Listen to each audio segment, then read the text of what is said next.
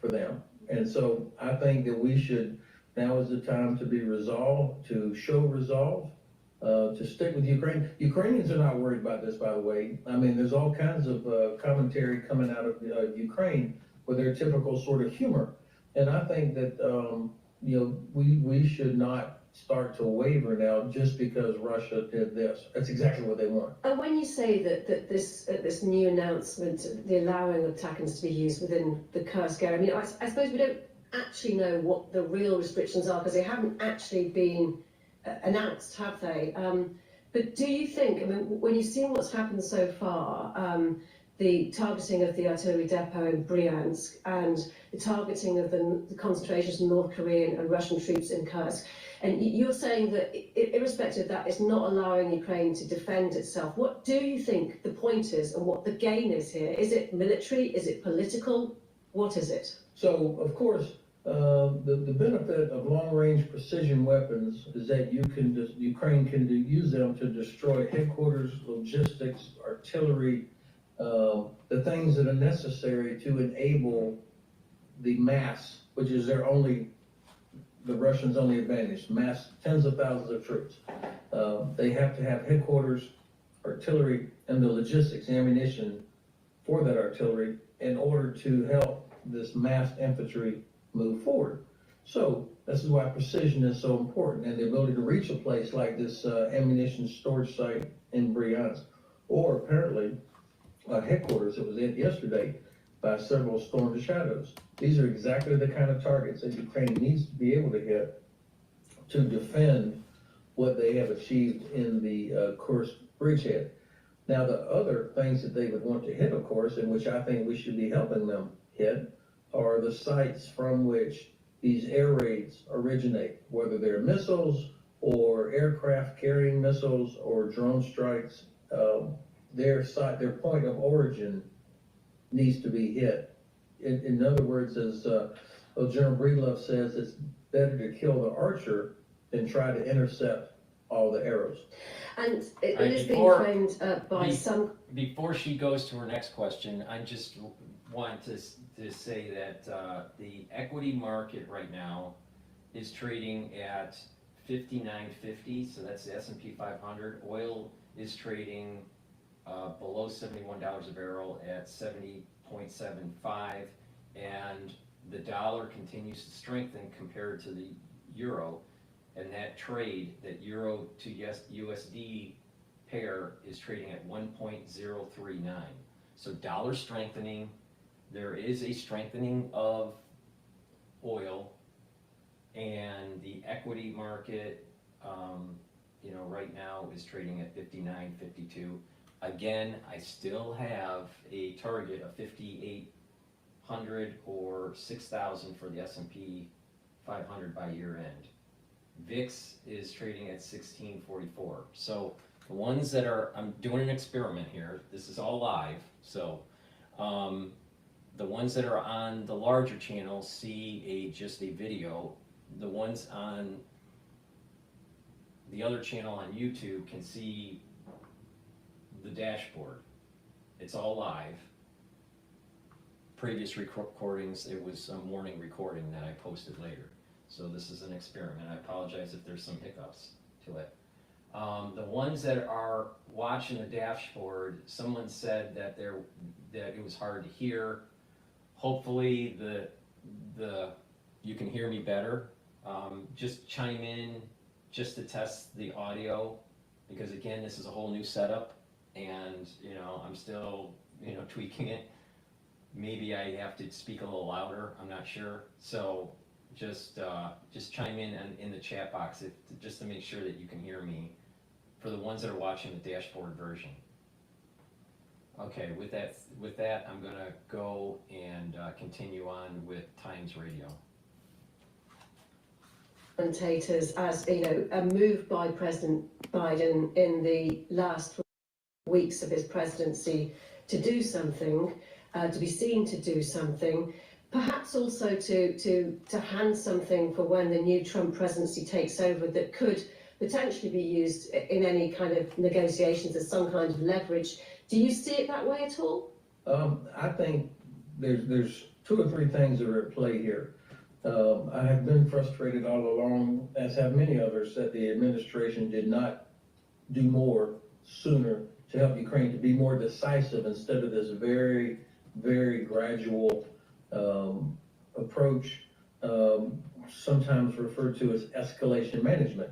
And look where we are. All it has done is actually prolong the conflict. So I think now that President Biden is looking for an opportunity to try to do as much as he can in the last 2 months to clear the decks of everything that's already been approved, get that out, get that delivered, and policies such as allowing Ukraine to be able to defend themselves more effectively. And I do see this as basically a gift from the Biden administration to the incoming Trump administration, because that means when President Trump shows up, capabilities will be at a higher level than they have been. And then it's up to Mr. Trump. He can change it back, he could cancel it, or he can leave it in place, because actually he will have enormous leverage over Vladimir Putin from day one. I mean, he can say, hey, look, you know, we're gonna stop, we're gonna block your ability to ship oil to China and India, which is what pays for Russia's war machine. We haven't done that yet. Or he can say, I'm gonna give the Ukrainians all the ATACMS that we have, or he can do a lot of things if he wants to. So I don't think anybody knows what Mr. Trump actually intends to do. I think it's I think he doesn't have to look up to Putin anymore. I mean, he's coming in at a level feeling very confident from the election, and he can see that the Russians are in big trouble. And what do you think is at stake in Kursk? Will the battle there and whoever holds it by Christmas be critical for any negotiations that take place in 2025? Well, for sure, this is something, I think one of the objectives of the Kursk counteroffensive was to create a dilemma for the Kremlin. That to have Ukrainian soldiers occupying a part of Russian territory, especially a part that's named Kursk, is significant because they can't just ignore it. And I think it's going to end up being a place where a lot of Russian troops and North Korean troops end up getting killed. Perhaps they'll eventually eliminate this bridgehead at some point. The deadline has already been missed twice, and Putin established a third deadline, I think January 20th, which is the U.S. inauguration, to have it done by then. I imagine the Ukrainians will hold on to it as long as they can, as long as it's worth it for the purpose of having something in hand when it does come down to negotiating time, if we're headed there. We hope you're enjoying today's episode of Frontline. Don't forget you can also now listen to Frontline in podcast form. Just search for The World in 10 from wherever you get your podcasts, where you can also hear daily analysis of the biggest stories relating to war and defence. And we'll put a link to The World in 10 in the description below. Just want to ask you about Vladimir Putin's signing off of his new nuclear doctrine. Okay, before we go with that, let me, this is disorganized today because this is a big experiment to do this dual live thing. Please go to my store and help support my work, help support your health. And I offer some great products to do that. We're in the cold season, and it's really important to start stocking up on structural nanosilver drops. So get a couple bags for your household. I suspect that there may be an increase in cases in December or January. I don't want to get into too much detail, but I just think that there will be additional cases. Right now, compared to last year, influenza and our wonderful 2020 crisis is less this year compared to last year, all right? But I suspect that there's going to be a blip up of cases. So at work, at school, in your home, you're probably going to start seeing people getting sick. It's better to prepare now before that happens, all right? But I think in December, January, we may see a pulse of an increase, but nothing major, nothing where you got to be scared of. But just be prepared, all right? And to be prepared, you can get these structural nanosilver drops. I have it in honey and lemon. I have it in cherry and in blueberry.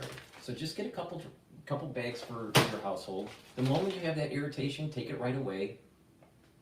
At work, at school, at home, whatever. The whole point is to take it right when you start having that irritation. And you need to do that so you mitigate further infection. So please go to my store, the-studio-reykjavik.com, and get a couple bags for your household. It's really important. In the threshold for a nuclear attack by Moscow, which coincided with the use of the ATACMS in Russia. I think I know what you're going to say about it. You can say it anyway, but I'm really interested to know whether that kind of rhetoric, if you take it as, saber rattling to push back and scare countries from supporting Ukraine more, for example, perhaps Germany, and be more cautious. I mean, how is that going to pan out? First of all, do you accept that? And is it having an effect? And then secondly, when Donald Trump comes in as president, do you think we're still going to hear that same kind of rhetoric? Well, these are great questions. First of all, the concept of nuclear doctrine is important because it drives training, it drives strategic messaging, it drives weapons and equipment procurement and development. And Putin, even though he is a total autocrat, he also has a domestic audience. And there are a lot of people in Moscow that were clamoring for do more, lower the threshold, show that we're tough. So he actually, I think, part of this is aimed at that domestic audience to show that he's still is the tough guy. I'm very interested of what the relationship will be between him and President Trump after January the 20th. Putin has actually been pretty quiet.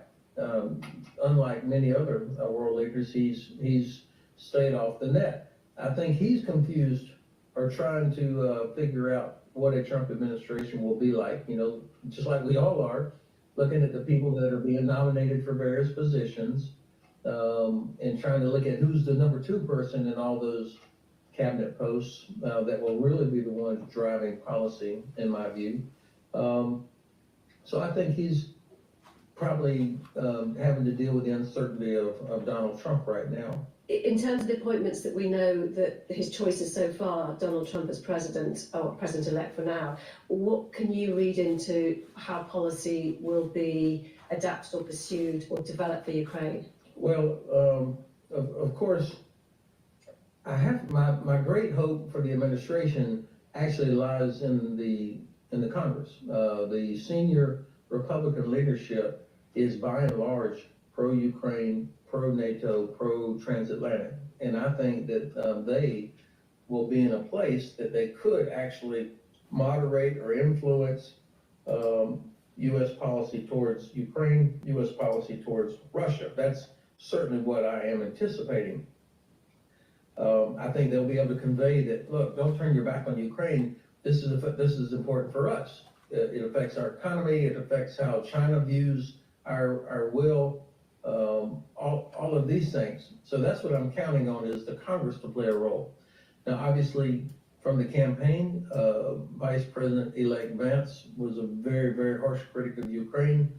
Elon Musk, other people that are advisors or friends of the president also were that. But the Secretary of State nominee, Senator Rubio, is very pro-Ukrainian. I think that Congresswoman Stefanik, who will be the U.S. ambassador to the UN, reasonable. So I'm less worried there. What's going to be interesting to see is when these nominees do go before the Senate for confirmation hearings. And of course, the administration would like to avoid some of that. But this is going to be a test for the Senate to fulfill their constitutional duty, or do they forfeit power?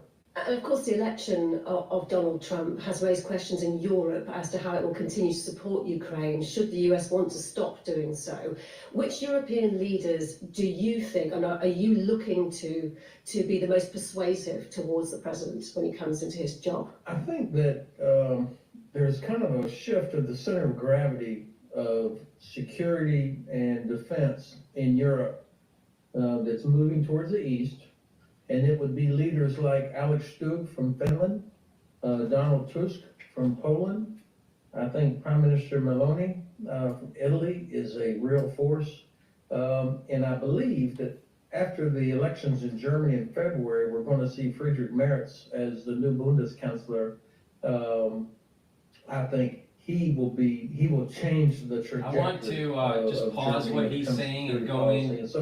I want to pause what he's saying and go to Bloomberg. They're talking about the holiday movie season starting to may slow. So especially the cable networks, both of them getting about 50 to 60% of revenues from those cable TV networks. So it's going to be interesting to see exactly what happens, but there's absolutely no denying that that business is extremely challenged. We're seeing about 8 to 9% of yearly TV subscriber losses. So something has to be done, and the general expectation is that there is going to be quite a bit of M&A activity on the street, considering especially this Comcast spin-off. Maybe I'll dust off my Rolodex and get back in the game. Yeah, and you think it also gets better because you have a different administration, so it's like Yeah. easier to kind of push I think through. so from a regulatory perspective, because that's the FCC, the Federal Communications Commission, as well as the other just competitive folks like FTC and DOJ. Geetha Ranganathan, thank you so much. We appreciate it. As always, Geetha is our go-to voice, one of the leading media research analysts on Wall Street, talking about going to be some pretty good movies coming up if you're into that thing. I'm into that thing. Yeah, I think Well, so. because in my local theater, they have like really amazing food. Ah, And they do like table service to your seat. nice. And they do like special drinks, like based on the shows. Like it's super fun. And that'll cost you per ticket? Well, I just bought 3 tickets from Ron at $2 for $56. Okay. And it's not, Please. This whole thing would be like It's a whole thing. like $130 for 3 people to have dinner and have a food Okay, all right, that's how you roll, and some bro. drinks. This is Woodward. all right, before we go back to Times Radio, please go to my store and help support my work and your health by getting the great structural nano silver soaps that I have. I have oatmeal spice. I also have charcoal tea tree and peppermint and lemongrass. So please go to my store, get the structural nano silver soaps. They're very high quality, way better than the other stuff that's out there at the grocery store by Procter & Gamble or Unilever. So please help support my work and your health by getting the structural nano silver soaps. I apologize for, this chaotic thing that's going on. But this is an experiment to do 2 streaming live different formats. And hopefully it's turning out okay. It's sort of that tier of leaders that if they come together could probably make a compelling case to a Trump administration that, look, don't turn your back on us. We still need an American nuclear deterrent, particularly since none of those 4 countries have nuclear weapons, unlike UK and France. But they all or 3 of the 4 are investing heavily in defense. Italy will soon be one of the biggest spenders on the continent. So they could compel or convey to the president, don't turn your back on us, but we will pick up a lot of the slack on Ukraine, but we still need American leadership. Obviously, Prime Minister Starmer is always going to have will be at the front of the line or close to the front of the line when it comes to people that the Americans turn to. But I have to say, he doesn't come across as someone that could lead the rest of Europe, perhaps. And President Macron also seems to be in some his own domestic challenges, and so that's why I feel like the center of gravity is shifted to the east. And all of this, and you have said so before, that China is watching, you've made that point often, watching the support the West gives to Ukraine, the extent to how it pushes back against Russian aggression. It will also be interested in the terms of any negotiations that it's agreed to end the war. At this stage, what do you think its assessment is? At this stage, I think China believes that we don't have the political will to decisively stop Russia. That we have failed to deter Russia from continuous airspace violations, sabotage of cables, disinformation, just this constant churn of bad behavior by the Russians, and all we've done is shake our fist at it. We've done nothing to inflict real pain. We've done nothing to stop Russia from exporting oil and gas to China and India. And so I think that the Chinese must see that we still don't have the political will to do what's necessary to help Ukraine win, to defend sovereignty, to defend freedom of navigation, to defend international law. And I think the Chinese could draw the conclusion that we won't have that will in the Indo-Pacific region either, where it's much more difficult to actually do anything. And since you mentioned undersea cables, the suspicion has fallen on a Chinese ship in the area of the Baltic Sea when undersea internet cables were damaged a couple of days ago. Not the first time that the Baltic's infrastructure has been damaged. It happened in 2022 with the destruction of the 3 Nord Stream pipelines between Russia and Germany. It's really important, though, isn't it, to find out who or what was responsible for these kind of incidents, because, otherwise there's never any accountability, there's plausible deniability, and I'm just wondering how that is possible and how you do it. You can point the finger with credibility when you've got one part of the world saying black is white and the other side saying white is black. Well, there are other incidents where the cable between mainland Norway and Svalbard Island was also cut. I mean, these things are happening so often. I was speaking to officers earlier today from Scandinavian countries, and they are very familiar with the Russian tactic of having a submarine that moves underneath a ship to avoid detection, and they get out there, and we know the Russians have the capability to deploy even smaller submarines to cut cables, to do this kind of thing. And so the awareness is greater, and they're investing time and resources into protecting this underwater infrastructure, but it's very difficult. And I think that what we're going to see is increased cooperation among the Baltic nations. But I think we need to be more. We need to be tougher in our accusation. This is not a criminal court where you've got to have, incontrovertible evidence that it was Russia or that it was China. The fact is, one of those two was associated with every one of these things. Now, I was impressed. Reports yesterday that the Danish Navy went out and approached the Chinese ship. I heard today, I can't confirm it, that the Danish Navy actually boarded this ship. This is what we need, is for allies in the region to be willing to take those kinds of steps to hold them accountable. We may get it wrong a couple of times, so what? The fact is, they need to, right now, they don't fear that they'll ever be caught. Just really interested to get your perspective on the US agreement to supply anti-personnel landmines to Ukraine, which could slow Russia's advances in the east of Ukraine. It has been heavily criticised by humanitarian organisations. They say they were banned in 1997 by the Mine Ban Treaty. Why can they, and are they being offered now? Well, I think that you have to look at the situation. Ukraine is fighting for its life.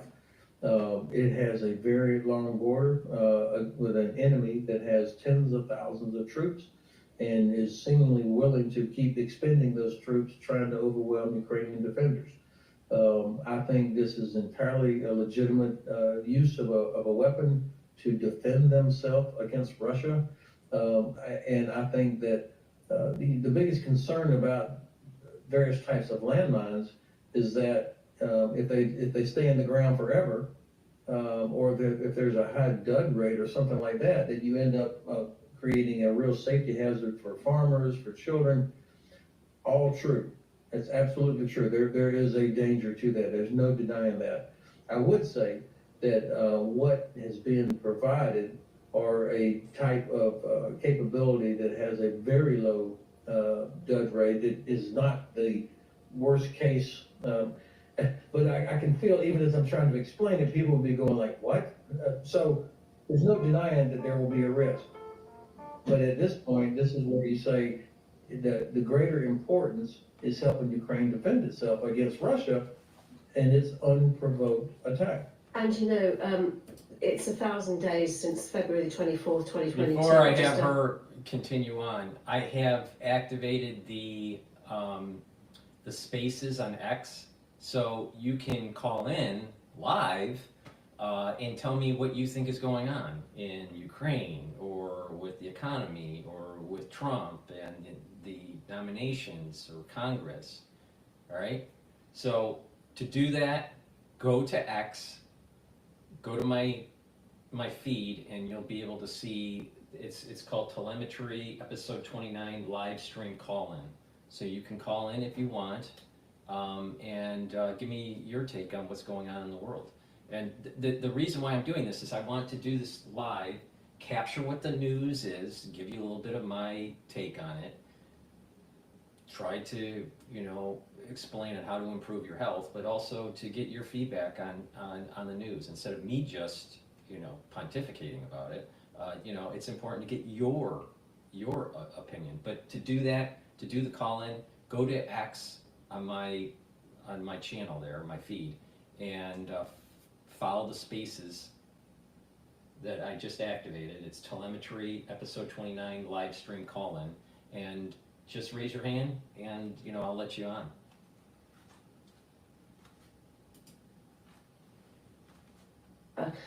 This week, it was an opportunity to reflect on the devastation and suffering that's been caused in all of those days. 1 million people have been killed and wounded, and I was listening to a young woman the other day on the streets of Kyiv, and putting it bluntly, just saying that everybody knows somebody who's been killed or who's been maimed by this war, and you don't just get, you can't get it unless you're actually living through this.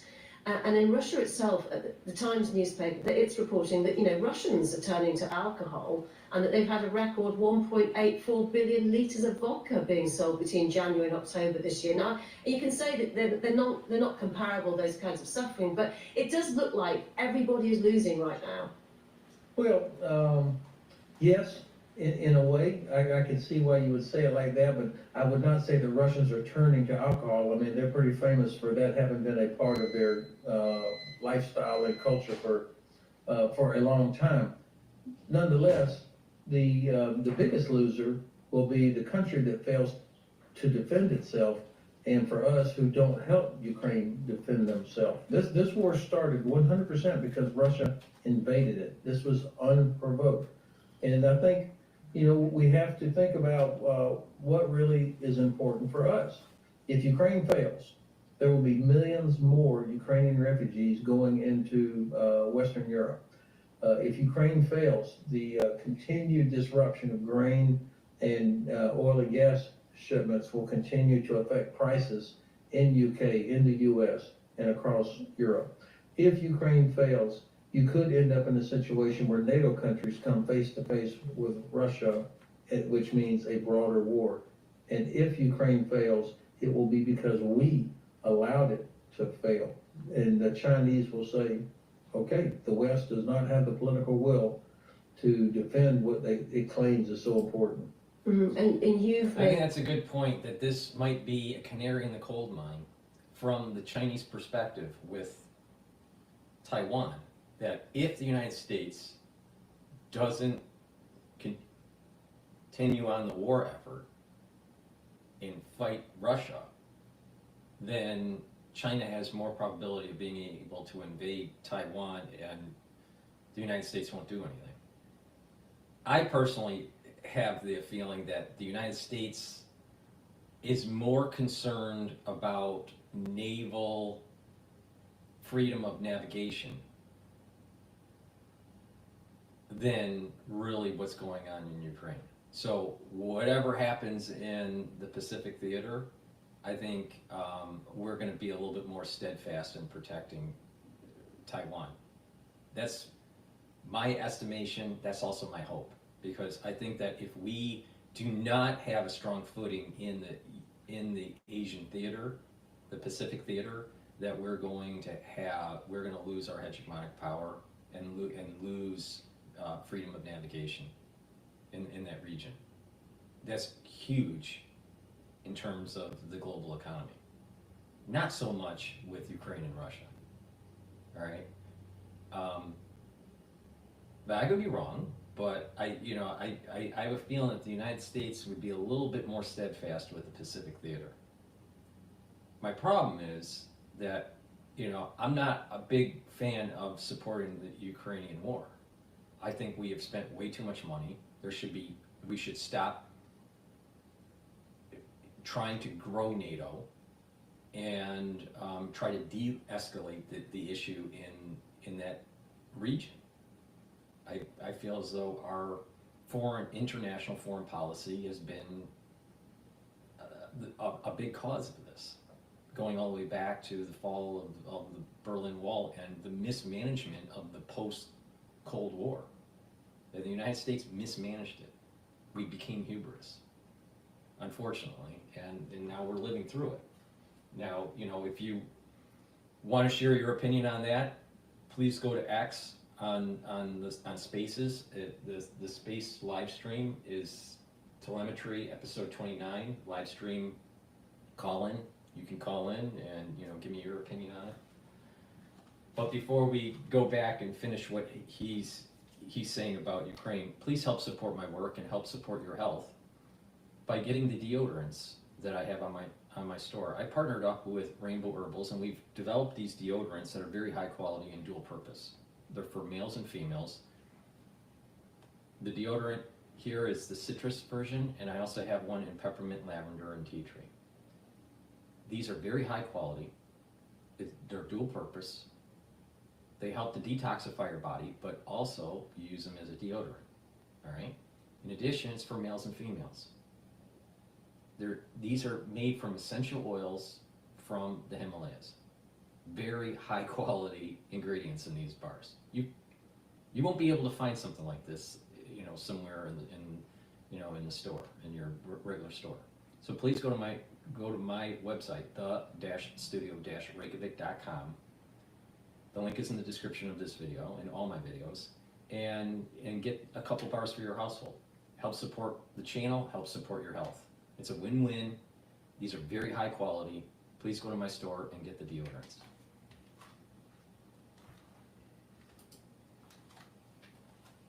Point that the real date is more than 6,600 days since Russia invaded Ukraine in 2014 with the annexation of Crimea.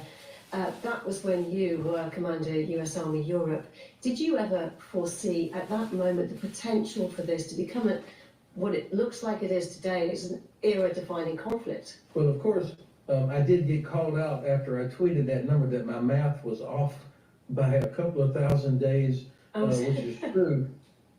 But yes, Russia invaded Ukraine in 2014, and I think it's important that we date the beginning of this conflict from 2014, because Ukraine has been fighting against Russian forces since that time.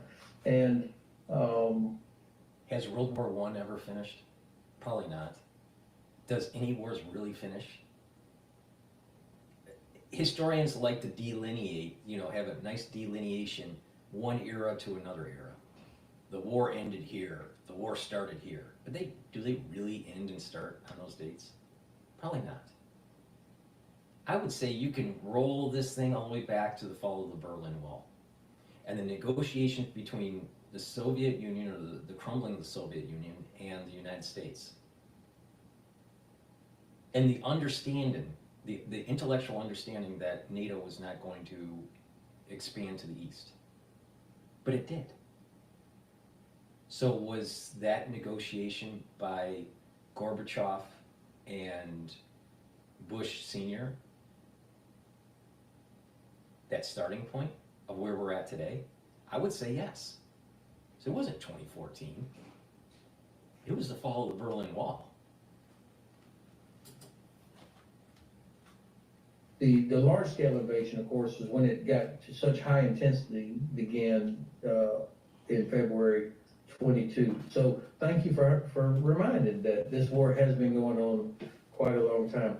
I did not, I couldn't tell or didn't realize it would be going on 10 years later when it started in 2014.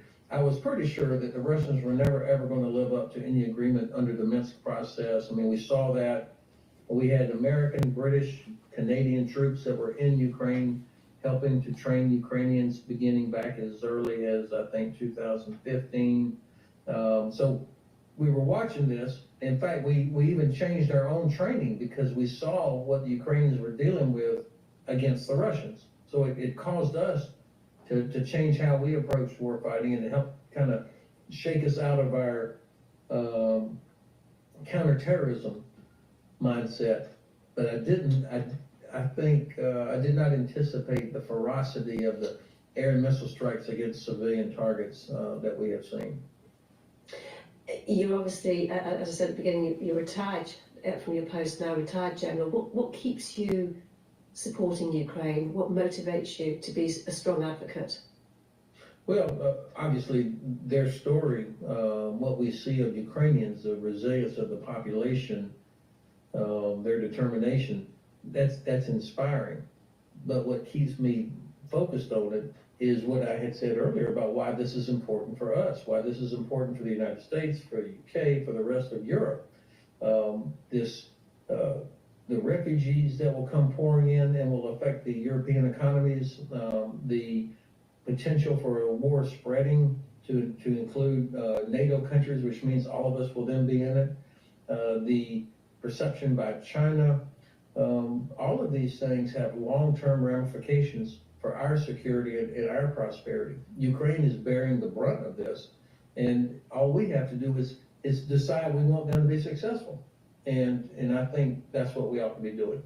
Lieutenant General Ben Hodges, thank you so much for talking to us. I think that was a nice long form of someone trying to articulate their point. Some of it I disagree with, but I think that was a good, discussion. I want to go to the whole Matt Gaetz thing and Pam Bondi, being elevated as the nominee for the Attorney General. But before we do that, please go to my store, the-studio-reykjavik.com, and help support my work and help support your health by getting the multivitamin that I have here. This is an easy-to-digest multivitamin, and multivitamins are very important as cofactors for enzymatic activity. That basically means that with, good concentrations of multivitamins, you're going to have good cellular processes to take place. That means that you're going to get healthier, all right? You should be taking a multivitamin every day and add that to your stack. This is a very easy to digest multivitamin. You can go to the store and take a look at the profile. It'd take me forever to go over each one of these vitamins. But the point here is go to my store, the-studio-reykjavik.com. Take this easy to digest multivitamin and improve your health. Follow my protocol. Slow down the aging process. Improve your immune system. Improve your endocrine system. You can do this, all right? You can take charge of your health, all right? Please go to my store, the-studio-reykjavik.com. And these are things that I do on a regular basis. And it's also, that learning process going all the way from when I was 16 years old to, the ripe old age of 52. So, you can learn a lot from what I've been doing. In addition, I also have, if I can find it,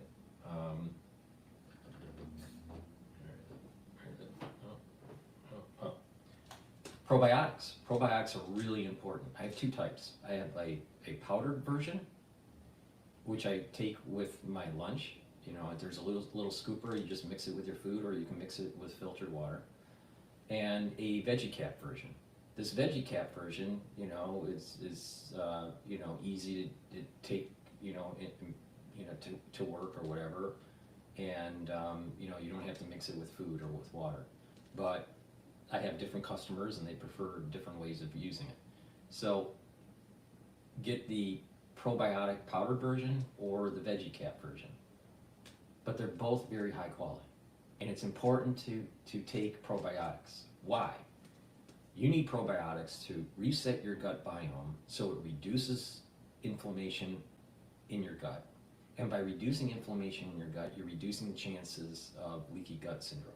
You're reducing chances of creating an environment where your mucosal lining is smaller, shorter.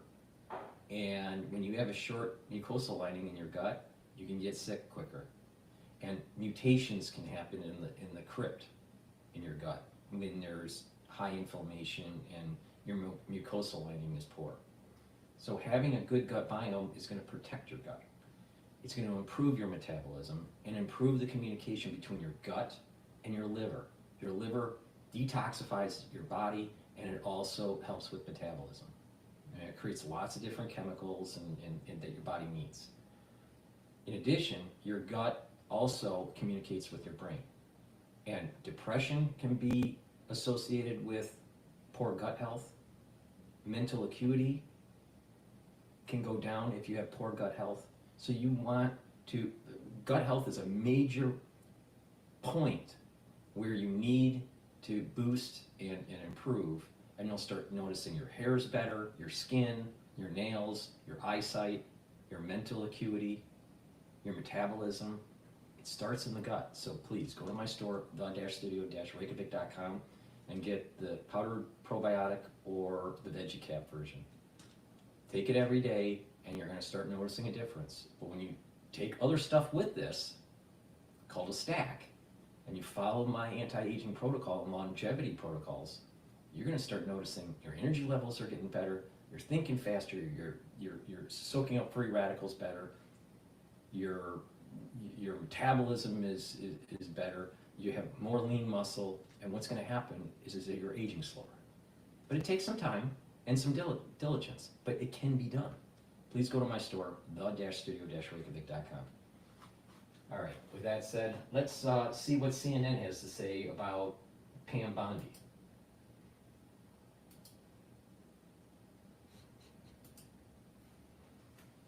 Mushrooms make you feel better.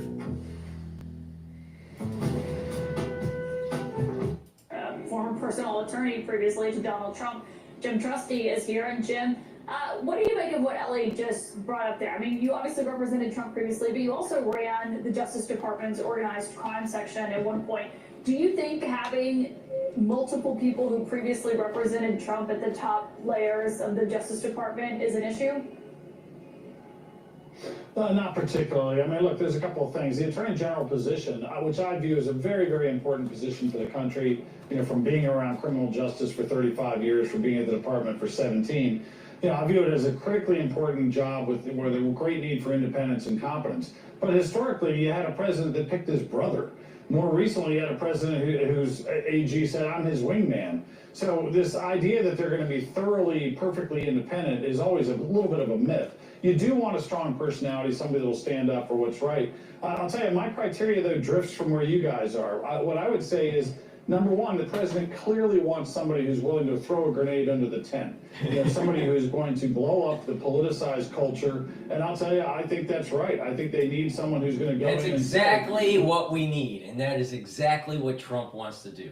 He wants to put people in these positions to restructure the DOJ, to restructure the national security state, to restructure the Pentagon, restructure these agencies, because they've been growing. They just, anyone that's been in corporate America, you know, going all the way back to the 80s, have probably, you know, saw many restructurings in your life, right? With corporate restructuring, layoffs, and the company grows and then shrinks, and the industry grows and shrinks, right? Same thing with the government. Why does the government keep on just growing? It needs to be restructured. It's time for MBAs to get in there and start, fixing stuff. Make it more efficient. Don't have as many people wastefully employed in these agencies. And we're going to have a more efficient government. It's going to cost less, and it's going to do more for the people.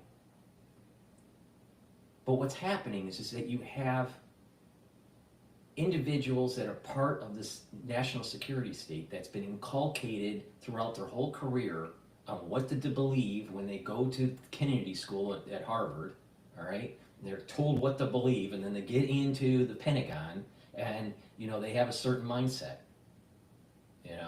The bear is always bad, right? And we have problems internationally because of it. But these individuals that are being brought up in these schools, in poli-sci, in elite schools, they get into government, they get into politics, they become lawyers, and what happens is that they just keep on, trying to have those agencies more powerful, and emergencies happen like 9/11 or the crisis in 2020, and there is this agency overreach, and it never goes back. Have we gone back to a pre-9/11 day? No, we haven't. Why? Didn't we kill the bad guys in the Middle East? Oh, we didn't. We didn't get the job done. Oh, why, General? Well, see, all the risk is socialized, right, with these agencies. All the risk is socialized. That the individual, the society has to pay for their mistakes. But when they really lose the war, when the general loses the war, he doesn't get court-martialed. There's no clawback on his pension. He doesn't get demoted. He may get fired by the president, but that doesn't happen that often, but it could happen. But what happens is they go through the revolving door, because all they care about is making sure that they're trying to shepherd a defense package that will allow them to work on a board or be a consultant and make tons of money after they retire as a general. We need to stop that. But it's happening at the FDA. It's happening at the CDC too. And now we wonder why things are so bad, why the children are sick, why we have, negative adverse reactions to certain types of therapeutics. Because people are on the take. Why our military can't win a fucking war?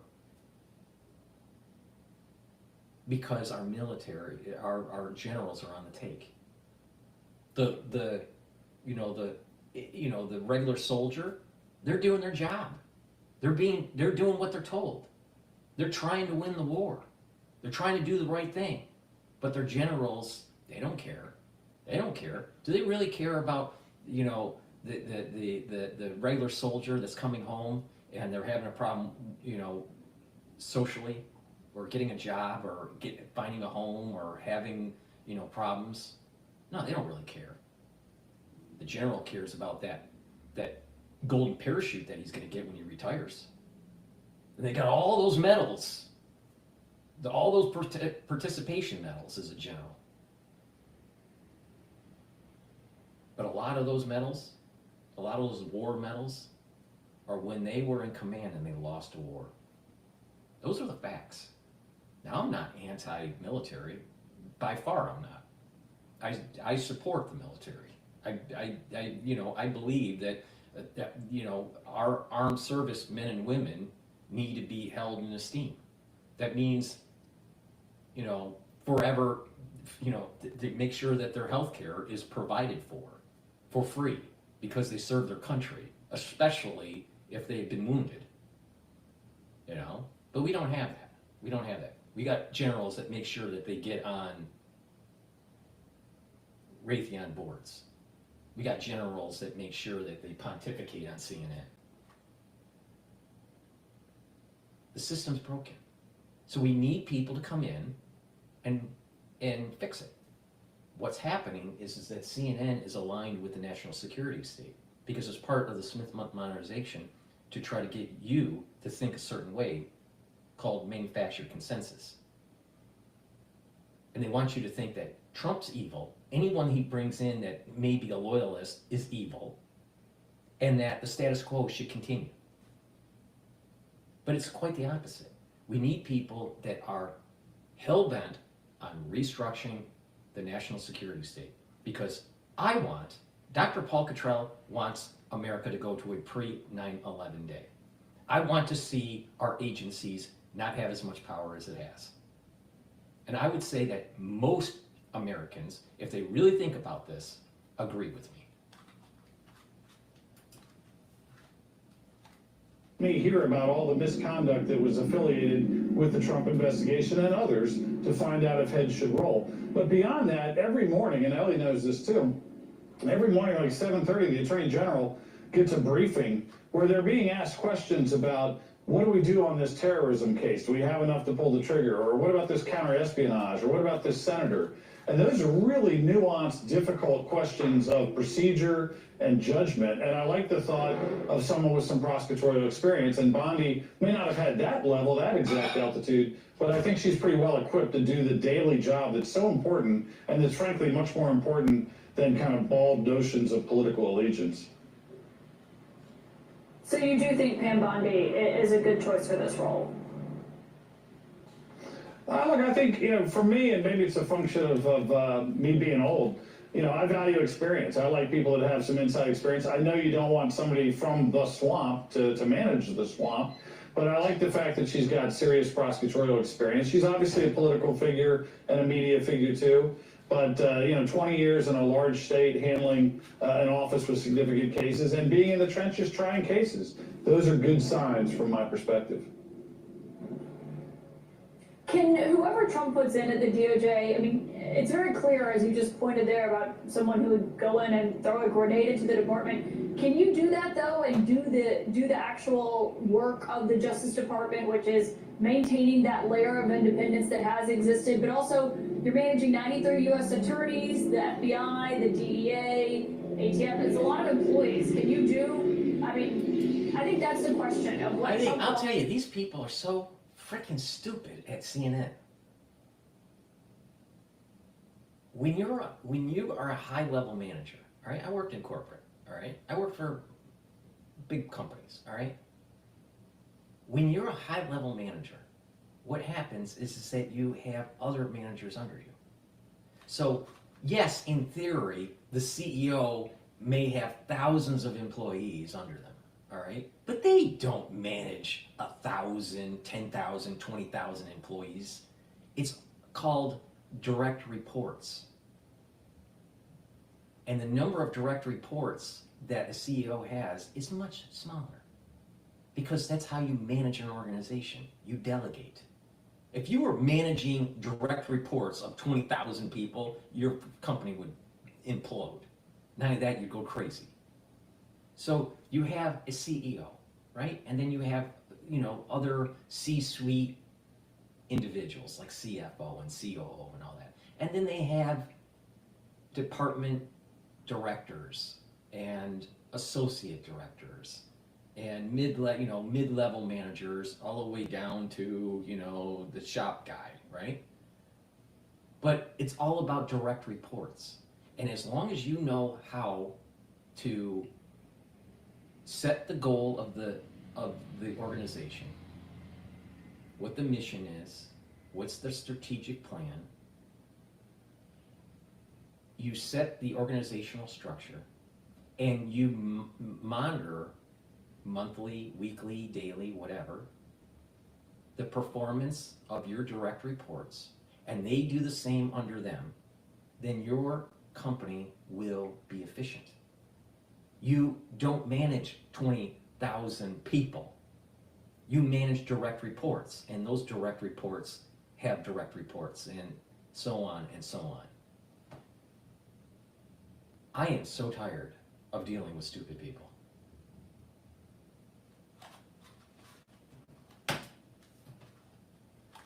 What the DOJ requires in a leader. Yeah, look, it's a tough balance. I think typically the Deputy Attorney General is the guy that's really, or gal, that's more involved in steering this giant aircraft carrier full of personnel. And generally, when you're moving a giant ship, it only moves a little bit at a time. And obviously you have AAGs, you know, the people that run things like the criminal division, civil division, that also have important managerial roles on kind of the day-to-day operations and the judgment calls. But again, the Attorney General himself or herself is going to be asked to make some really difficult calls, maybe ones we don't hear about for years. And I think that thankfully, I suspect that her temperament and her experience can serve her well in that position. Todd Blanche, John Sauer, Emil Bove, Will Scharf, and now Pam Bondi, all people who have represented Trump in some form that are going in. You also represented him. Would you take a job in the administration? You waiting by the phone? I'm not waiting by the phone. I don't know what's left. Dog catcher? I mean, maybe. I'll give it some thought. But look, I'm happy doing what I'm doing. You know, I enjoy doing what I'm doing. I enjoy having a good relationship with a former client. You know, we still get along, and I still am very happy for him in terms of persevering the lawfare that offended me and that caused me to even testify in front of Congress about it. So, you know, I think changing DOJ is something that is conceivable. It is something where the culture can be changed. And it might take a lot of time and a lot of fighting, but it's worth pursuing.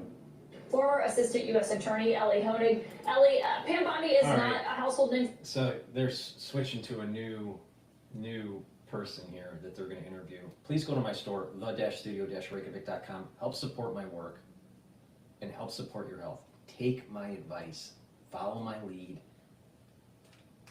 I'll lead you to the right path to boost up your energy levels, improve your immune system, slow down the aging process. All right? There's no panacea. It's not, you know, magic or anything. It's diligence, all right, and continuity. So please go to my store, the-studio-reykjavik.com. Get the omega-3. It helps with your cardiovascular health. How it works is that it brings down your LDL levels and increases your HDL levels. Very important to take every day. Olive leaf extract, a great product that I have on my store. It's a dual purpose product. It helps with your immune system and your cardiovascular system. How does it work? It brings down inflammation, but it also helps to bring down LDL and HDL levels. So it's synergistic with omega-3. Go to my store, the-studio-reykjavik.com. Get the olive leaf extract. It is a great way to improve your immune system and your cardiovascular system. Lignans, extremely important to help with improving your immune system, and it is synergistic with olive leaf extract. Lignans will lower inflammation and also soak up free radicals. Please go to my store, and this is in a powder. It has a little scooper. You mix it with your food or mix it with filtered water. You take it every day, boost up your immune system. This is really important, especially after the crisis that we went through in 2020. All right? Trust me on this. All right? I know what I'm talking about. Get the lignans to boost up your immune system. Some people are going to be, you know, getting to an age where they're going to start doing screenings, cancer screenings, like mammograms or, you know, colon screenings or, you know, other types of, prostate screenings and all this. More cases are going up. The number of incidences of certain types of cancers are going up since 2020. All right, I've done multiple videos, maybe 20 different videos on this. All right, I don't just say it. I show the CDC incident numbers. Not just that, I tell you what the mechanisms are and why it's happening, what the molecular biology is taking place and how it's shutting down tumor suppressor genes and tumor suppressor proteins, all right? You need to boost up your immune system. If you don't, you're gonna regret it. Now, it's your choice, but if you choose not to do something and something bad happens, don't be surprised that it happened, because you should have taken the advice of others. Because I've seen it happen, all right? You need to pay attention. I'm telling you how to mitigate it. There's no panacea, there's no magic bullet, but the point I'm making is that people's risks for cancers are elevated. You need to start paying attention. So that's,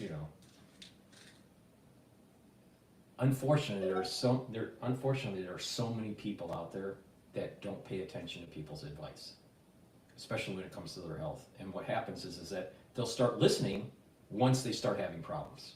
But by the time you have a problem, then it's much harder to fix.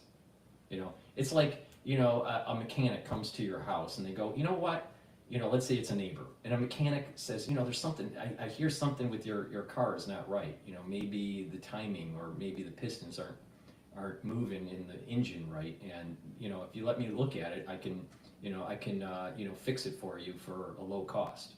And you go, well, it still starts. And, you wait another 2 years and it gets worse and worse and worse. And then all of a sudden the car doesn't start. And you go to the neighbor and go, my car's not working anymore. And the guy goes, you should have listened to me 2 years ago. I could have fixed it for $100. Now you need an overhaul in your engine, and it's going to cost you $6,000. Take that lesson, because that's what's going to be happening to your health if you don't pay attention. Please go to my store, the-studio-reykjavik.com.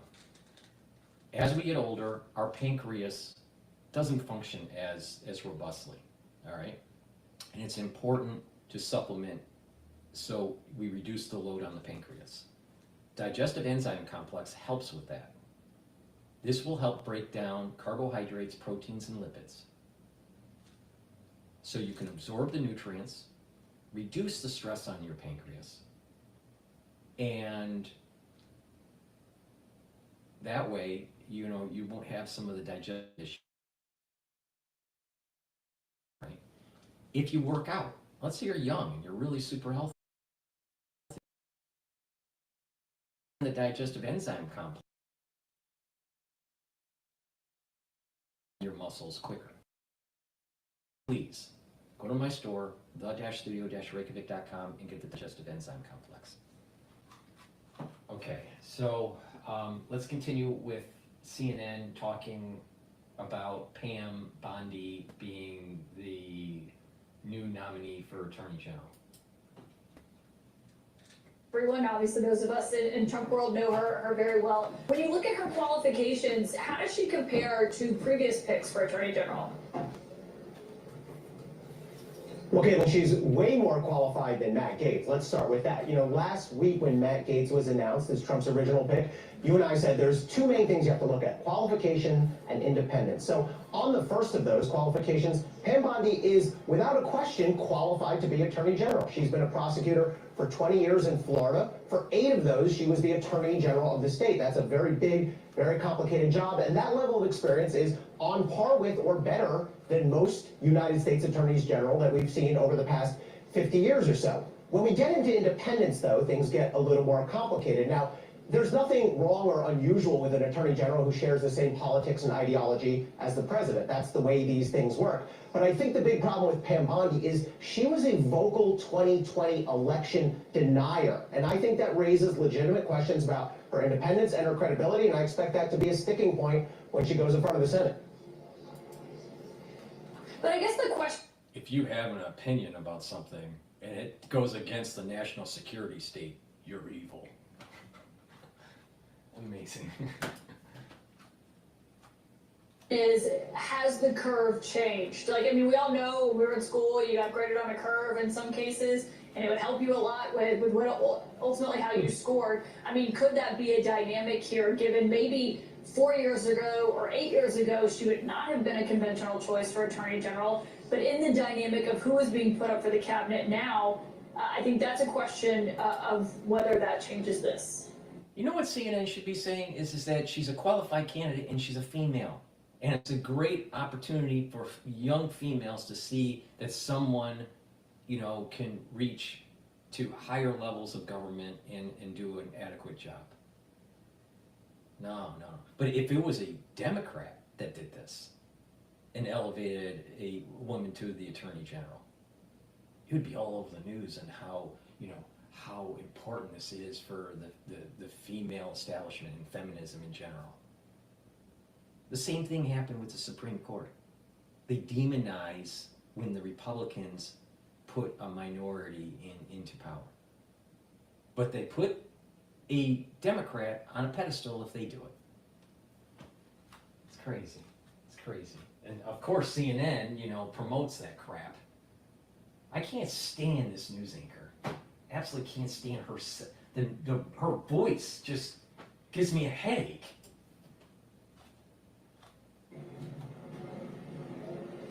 Yeah, I think that's a... So what is ClickUp? ClickUp is an all-in-one productivity software where you can manage everything and anything related to your work. Your documents, your... Yeah, I think that's a great observation. I think if we compare her to Matt Gaetz, she exceeds him on every level by far. But if we go back to sort of a normal curve, I think it's a closer call. One person who I think is an interesting historical comparison for Pam Bondi is Janet Reno. Now, I'm not saying Pam Bondi will be Janet Reno, but Janet Reno had a similar background. She had been a state-level prosecutor in Florida for about 15 years at the time when Bill Clinton nominated her to become Attorney General. Now, I think the difference, though, is Janet Reno was probably the single most independent Attorney General we've had in this country for at least the last 75 years, and maybe beyond that, often to the consternation of the Clinton administration. I think every indication is that Pam Bondi will not be anywhere near that independent, if she'll be independent at all. But again, this is a Republican administration. Donald Trump won the election. We're not going to have an Attorney General, Eric Holder, or Sally Yates, or Pete Buttigieg, or Elizabeth Warren. This is elections have consequences. Well, what does that look like, though? Because that has been the norm for the White House ever since the Nixon era of this independence between the Justice Department and the White House. I mean, last I checked, President Biden and Attorney General Merrick Garland had not spoken in quite some time. He was actually quite frustrated with him. But that independence layer is there, obviously, for a reason based on past historical precedents. We'll see what that looks like. I do want to mention, though, because you talk about her what this looks like. You mentioned her role in filing those election-related lawsuits in 2020. She also previously has been a registered lobbyist for Qatar. There was the time when she faced the scrutiny over the $25,000, the campaign contribution she got from Trump at the same time her office was considering signing on to other litigation investigations into Trump University. Are those questions that you would expect to come up at her confirmation hearing? Oh, absolutely. That is all fair game. If you're going to go put yourself up for Attorney General, you have to assume everything you've done is going to be fair game for questioning. And I think that latter thing that you mentioned, Caitlin, is going to be a big deal. What happened was Donald Trump's charitable foundation made a $25,000 donation to Pam Bondi's super PAC. At the time, Pam Bondi, which is Attorney General of Florida, was considering joining a lawsuit against Donald Trump for his university, quote-unquote university. Now, ultimately, the state of New York brought that lawsuit, but Pam Bondi decided not to bring it. And when that transaction came under scrutiny, originally the party said, whoops, it was a mistake. We actually didn't mean to donate it to Pam Bondi. We meant to give it to some other entity, some other nonprofit in Kansas. Ultimately, though, that was disproven. That was proven to not be the case. That got them into some trouble with the IRS. They had to give the donation back. So that's exactly the kind of thing that I think is fair play here. And Caitlin, it's important to know, we are now looking at a possible situation where the top 4 officials at the Justice Department, and that could be Pam Bondi, could be Todd Blanche, who's nominated for Deputy AG, John Sauer, who's up for Solicitor General, and it could be Emil Bove, have all represented Donald Trump in some personal capacity. And it's important to know it's a very different job than being AG. When you're the personal lawyer or criminal lawyer for anybody, your interests align 100% with that person. When you're the Attorney General, though, you're not supposed to have the same orientation. There are times when a good Attorney General, like Janet Reno, has to do things that are adverse to a president and has to exercise independence. So I think that would be the overarching question. All right, so that's CNN. What's going on with the Treasury over at the Trump team? A lot of President Trump's first 100 days up on Capitol Hill. So if they can get this plan to work, and if they can get enough Republican senators to go with it, I presume that they can, then you score your idea of moving quickly, getting a shadow Fed chair, and also making Wall Street fairly comfortable with where you're going on 2 of the biggest picks from the economic perspective. Meanwhile, Secretary Lutnick, assuming he's confirmed, becomes the tariff czar. They put USTR under commerce. That's the tariff house. That's how that works. Treasury gets covered. because Lutnick is doing it. Yeah, so this is where the soap opera version of the Trump administration begins, Yeah. because on one hand, you're going to have President Trump pushing tariffs. Tariffs are very popular with the president. This is something he's campaigned on, and most likely something that we're going to see in the first half of next year. But Wall Street, on the other hand, may not like tariffs so much. If companies like Home Depot or Nike or Adidas have to start buying a lot more expensive products from outside of the United States, Wall Street's not going to like that. So you're going to have the Treasury Secretary at one point saying, look, these stocks may be going into the red because of your tariff policy, but on the other hand, you're going to have Commerce saying, well, this is what we were elected to do. I don't envy them and how they're going to have this decision and how they're going to have to fight this out. But ultimately, it's going to be President Trump's decision to either direct Commerce to move forward with these tariffs or not. We will always tell our clients, though, just remember, tariffs, for the most part, come from the power of the presidency, which means you're going to see a lot of headline risk to begin, but then as the process plays out, there could be exemptions, there could be lobbying, there could be reciprocal tariff threats from China, for example. So presidents never back themselves into political back corners with tariffs. It's a long, drawn-out process as opposed to a magic wand that happens on day one. All right, just to do a market cap here. The S&P 500 is trading at 5,972. Again, I have a target year end of 5,800 to maybe 6,000, 6,100 by year end. Euro is trading, the euro to the USD is trading at 1.04 compared to a couple days ago. That means that the dollar is strengthening, and oil is trading up, and it's trading just below $71 a barrel. VIX index is trading just below 16, so that means that risk is lower in the market, so it's, you know, pro equity. So what's going on in the news, you know, internationally or domestically, seems to be positive for equities. Tier priority for Mar-a-Lago. The reason being is there's about 18 names I counted. Before I get back to Bloomberg, if you like to, you know, call in, go to Spaces on my X feed. It's Telemetry episode 29. Just raise your hand, and if you want to talk about what you think is going on in the Trump administration, or your take on what's going on in Europe, you know, with these ATACMS and the ICBMs that were launched by Russia. That's really not an ICBM, but some sort of new technology that's super sonic or hypersonic. So, you know, please go to Spaces on my feed and raise your hand, and I'll let you talk. I think it's important to have a dialogue, all right? Yeah, but I don't think you're going to see this really fast deregulatory effort over at the SEC. The crypto loves this, right? I mean, we're looking at $100,000 here. The difference since the election has been wild, and the money made. I know you're not a technical analyst here, but those who do cover the space think there's a new floor, that this idea of a national reserve has completely changed the dynamic for Bitcoin, at least. Do you see it that way? So sort of. So right now the United States is sitting on around 208,000 Bitcoin. So, you know, that's a lot of cash right now. And so, you know, Senator Lummis has proposed this bill that the United States should build a strategic reserve of about 5% of the world's Bitcoin, so the United States can own it. So we already own 208,000. So that could be packaged together, put into what they call quote unquote reserve. The problem, however, is to get additionally is you're going to need appropriations from Congress to essentially direct monies to purchase Bitcoin, and or, you know, the executive is going to have to figure out how to finagle appropriations for other things to be used for the purchase for Bitcoin. It's going to get messy. And so that's why I think this bill is the most likely scenario. Certainly something that we'll be talking about next year. I don't want to say it's going to have decent chances of passage immediately, but so the ones that are watching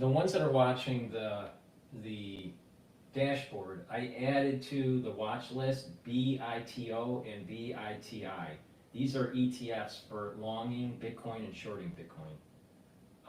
So if you wanted a long Bitcoin ETF, BITO, and it's trading right now at 26.72. At Bloomberg Intelligence, you're just back from a tour of European capitals because clients want to know what in the world is going on post-election. The great part about Nathan Dean is he's about to go on another tour of European capitals after Thanksgiving. What was the most common question most common worry that you encountered? So obviously the European tariffs, and our view on that is that it'll eventually come, but I think China's the highest priority. Yeah. But then we got a lot of questions about the Inflation Reduction Act, because there's a lot of European capex coming into the United States on these ideas that solar incentives are going to stick around. Wow. So our thought on the IRA is that even though you'll hear whispers of it being thrown into the tax reform debate, the IRA, for the most part, we think is cemented. It's $433 billion. That's cheap when you have to figure out how to pay for $4 to $4.5 trillion of tax extensions. Certain aspects of it can be cut, but ultimately, there's a lot of European money going in from the industrial base into southern Trump states like Alabama, Louisiana, and Texas, that's building solar farms and solar plants, and local politicians do not want to see those 700 jobs disappear because of something The that's happening. solar stocks have fallen off a cliff since the election. Yeah, I mean, but Could be an opportunity. it could be an opportunity. Great to see you. Happy Thanksgiving. Thanks Thank for you. always being great. That's Nathan Dean, of course, you know that, with his patented fleece vest right here in the flesh. I'm Joe Matthew in Washington. As I mentioned, an important interview ahead, Governor Phil Murphy of New Jersey, as we now assemble our panel. They're with us a touch early, glad to say. Rick Davis and Jeannie Shanzano are with us on the Friday edition. Bloomberg Politics contributors. Rick Davis, partner at Stone Court Capital. Jeannie is political science professor. Before we go to Fox, talking about the new Attorney General nominee, please go to my store, the-studio-reykjavik.com. Help support my work and help support your health. Taking Myotrol will help to maintain muscle and gain muscle. It also improves the health of your mitochondria. When you're older, you start to atrophy and it's hard to maintain muscle mass. When you're working out, let's say you're an athlete or even semi-pro or just recreational athlete, taking Myotrol will help get more muscle. You'll have more muscle gain. This has flavonoids, lignins, and polyphenols in it. Now, you should be taking this every day, and when you do a little bit of resistance training, what you'll start to notice is that you're gaining muscle, but also you're maintaining some muscle. A lot of people, they start to lose, if they stop working out, they're losing muscle, right? And when you get older, you start atrophying and you're losing muscle, and this is very prevalent once you get to about 65, and you're not really working out. So my advice is, no matter what age you are, make sure you're working out. All right, you don't have to be an athlete, but this will work for you if you are an athlete. But if you're older, start doing a little bit of cardio. Start doing a little bit of resistance training. You don't have to overdo it. Just do a little bit. Do some stretching exercise. Balancing exercise is very important to improve your neurons. All right? And when you do that on a regular basis, and you're taking supplements such as Myotrol, what's going to happen is you're going to have more energy because your ATP, you're increasing your ATP. The health of your mitochondria is going to be increasing, and that energy is going to allow you to build muscle. All right? And you're reducing the atrophy. So you're building muscle and you're reducing the atrophy of the muscle. When you're younger and you're working out all the time, to get those muscle gains and to recover quicker, you need to take Myotrol. So this is a dual purpose for people that work out a lot and for people that are older. And when I say older, you start losing muscle mass at about age 40, 45. All right, so you need to really pay attention to this, and you'll get these compound benefits when you start having more muscle and more energy. Then what will happen is if you do the proper exercises, you'll start to notice that you're having more back muscles. Your core muscles in your abdomen are going to get better if you do certain types of exercises, and your back muscles are going to improve, and so your posture is going to improve, and so you're reducing that slouching when you get older. So doing the proper exercising and taking the proper supplementation, you're actually aligning your back better, and you're going to get better blood flow. So, again, it's easier to deal with problems early on than when you start having osteoarthritis, when you start having osteoporosis, when you start having scoliosis, all right? You don't want that, all right? So pay attention to me. Exercise, don't overdo it, and take the proper supplementation. Take myotrol. This will help to build muscle and maintain muscle and improve your mitochondrial health. Really important. And vitamin B complex. This is important. The first few B vitamins helps with your mitochondrial health, so your ATP will go up. Vitamin B helps with cellular metabolism, really important. And certain B vitamins also help with neuroprotection. Really important when you get older. Remember what I said. You need to do balancing exercises and stretching exercises. Why? Because you need to activate the cerebellum. If you don't activate your cerebellum, it's going to age, and you're going to start having wobbling issues and gait issues. Pay attention to me. Go to my store, the-studio-reykjavik.com, and get the vitamin B complex. And lastly, resveratrol. Resveratrol is an antioxidant. It soaks up free radicals. It also helps to get rid of senescent cells. It's synergistic with C60 and NAD+, and ubiquinol. The best way to take resveratrol is to take it in a stack.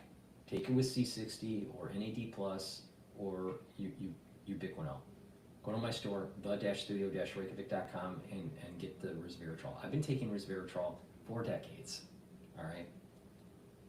And Alex Jones is younger than I am. Does Alex Jones look younger than Dr. Paul Cottrell? Not so much.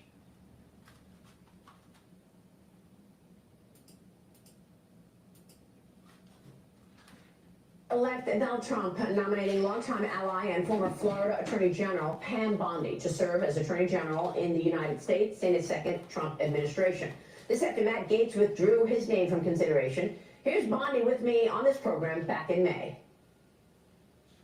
None of these other trials will make it to trial ever, and especially they won't before the election. All of these prosecutors hate Donald Trump. They have a personal vendetta against him. They've been very vocal about it. Some have campaigned on getting Donald Trump.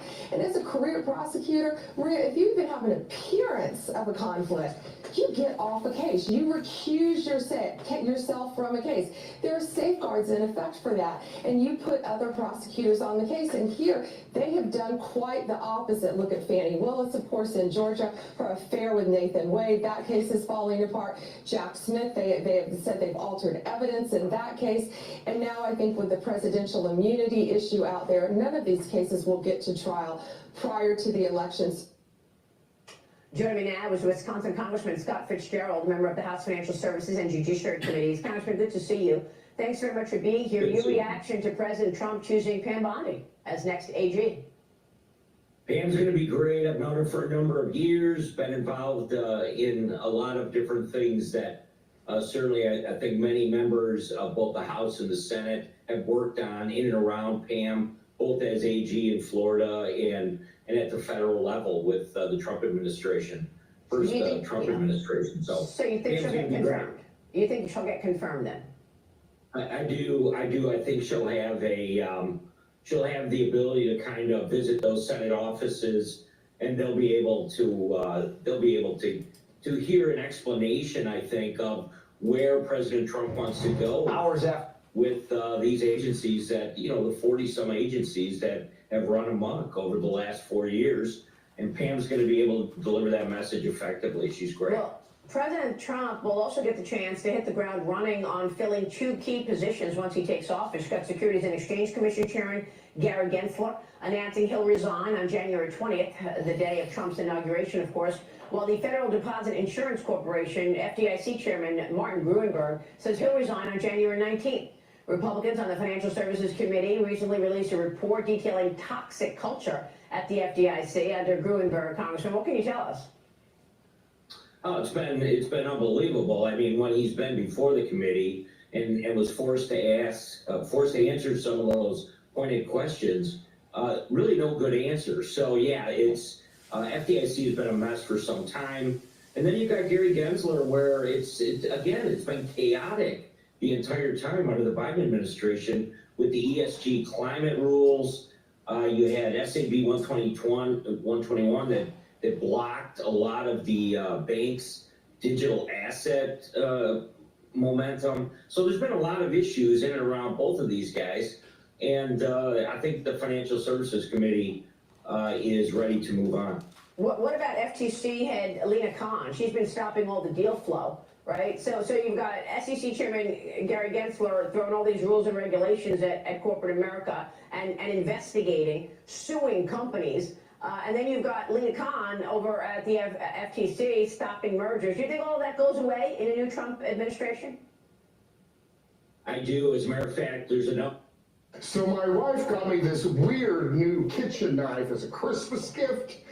God, I love her. At first glance, one of them looked like a Viking sword. I do. As a matter of fact, there's a number of bills that have been moving both through judiciary and through financial services that do just that. They will help with the Trump extensions on the tax cuts. They will certainly make it easier for merger activity to continue. And then the last thing is just general deregulation, which is something which would be a 180 compared to where the Biden administration is. Absolutely. And Carolyn Danny, jump in here. I remember when Trump was in his first term and he staged that whole, thing with scissors and cutting red tape and stacks of paper saying, cutting regulation is a beautiful thing. Jump in here. Yeah, Congressman, I think for millions of Americans, part of this mandate in this election was to throw off the yoke of the bureaucracy that was suffocating them as they operated small businesses. And this was after, of course, Kamala Harris claimed to be the champion of entrepreneurship while privately fighting against them. And I know that Trump in his first term, he said for every, I think it was 5 regulations that were introduced, we were going to cut 1 or 2. Do you have any insights into what his plans are with that? Is there going to be a new ratio for every set of regulations that are introduced? Is he going to roll some back? How is he going to, in practice, remove a lot of the red tape that hurts so many Americans?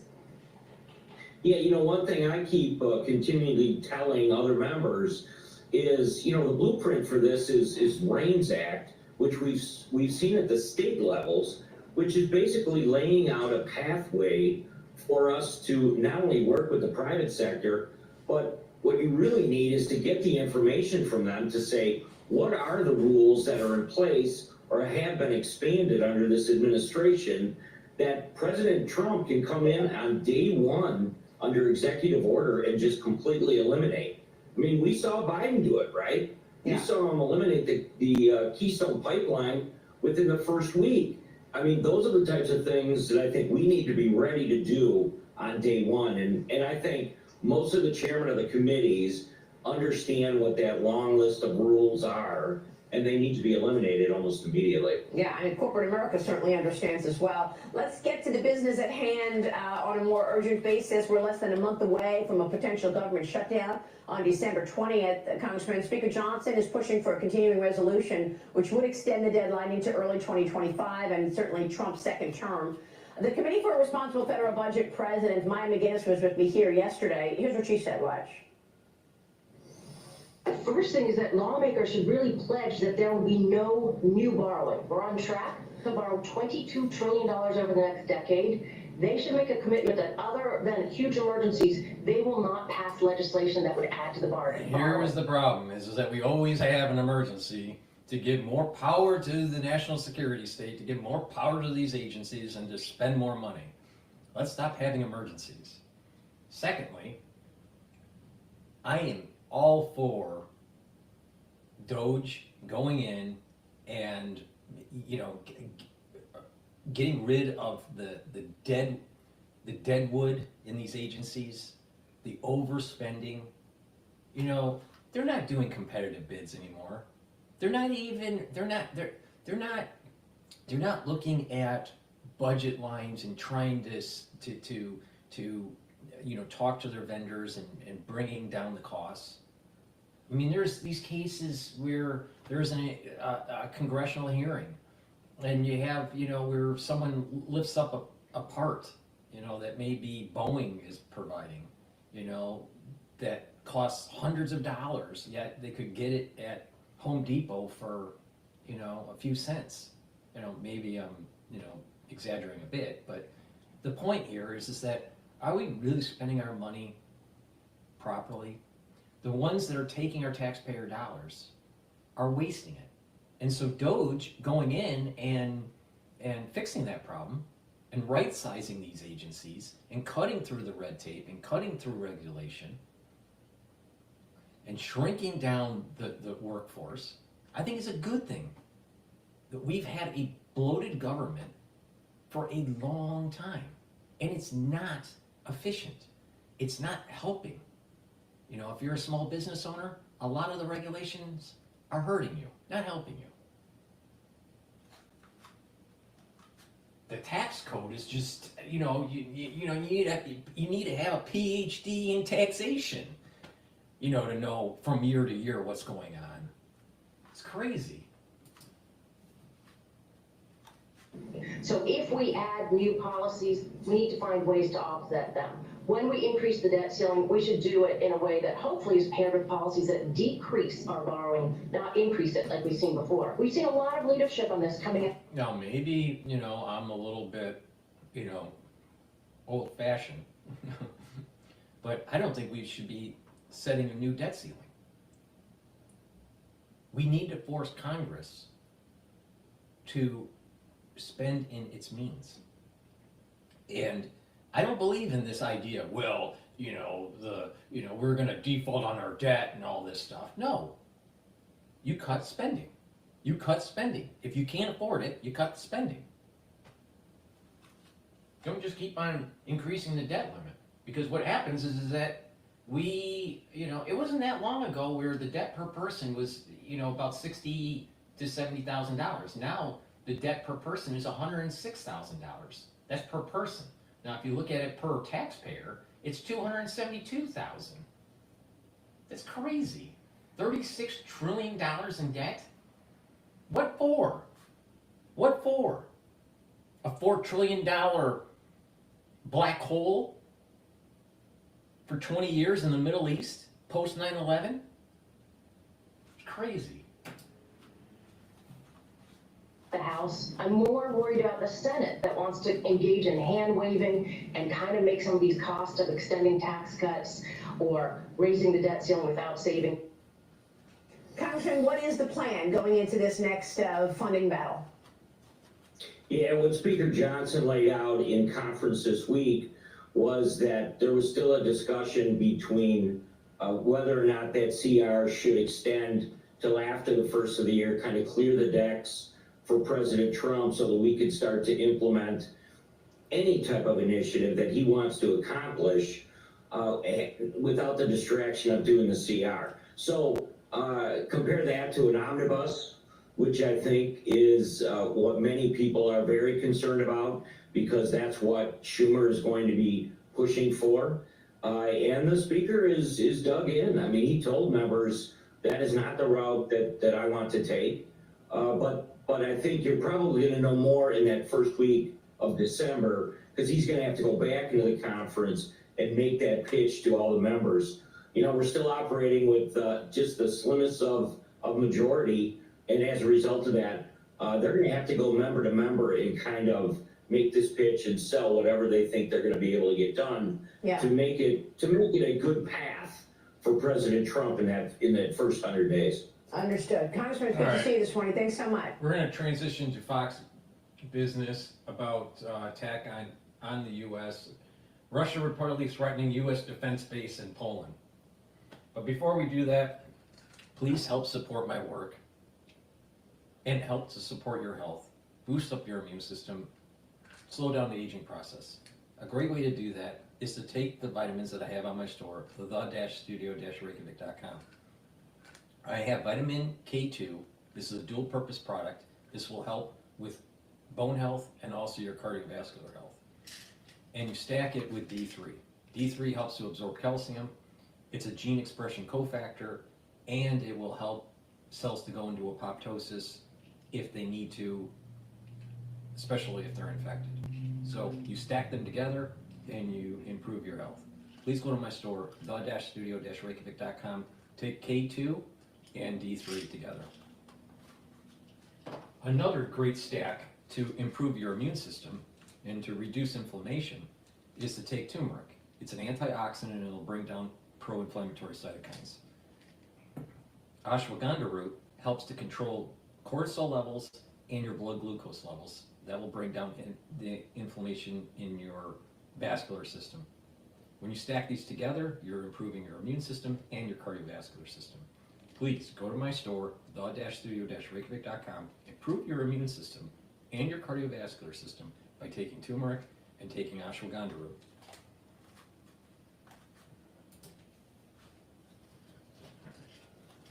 Thanks, Maria. All right, Scott Fitzgerald joining us this So morning. let's go to war in Ukraine. Oh, hold on.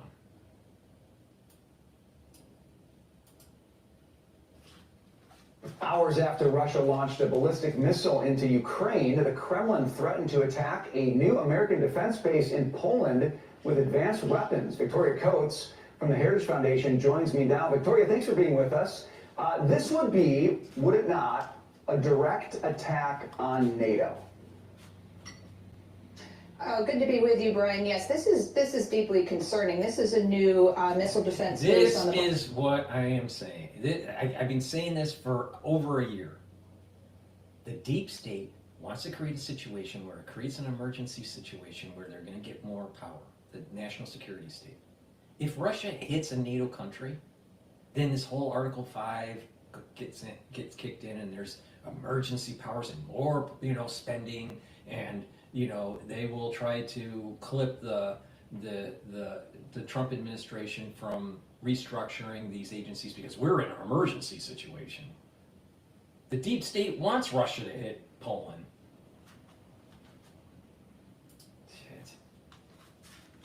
See, the United States just opened. It's called Aegis Ashore. It's one of our most sophisticated missile defense systems. It protects not only Poland, but also our Baltic allies, Lithuania, Latvia, and Estonia. And so, yes, this would be very much an attack on the United States, on NATO. And, I have a very, very bad sense we're sort of drifting back into the Cold War here.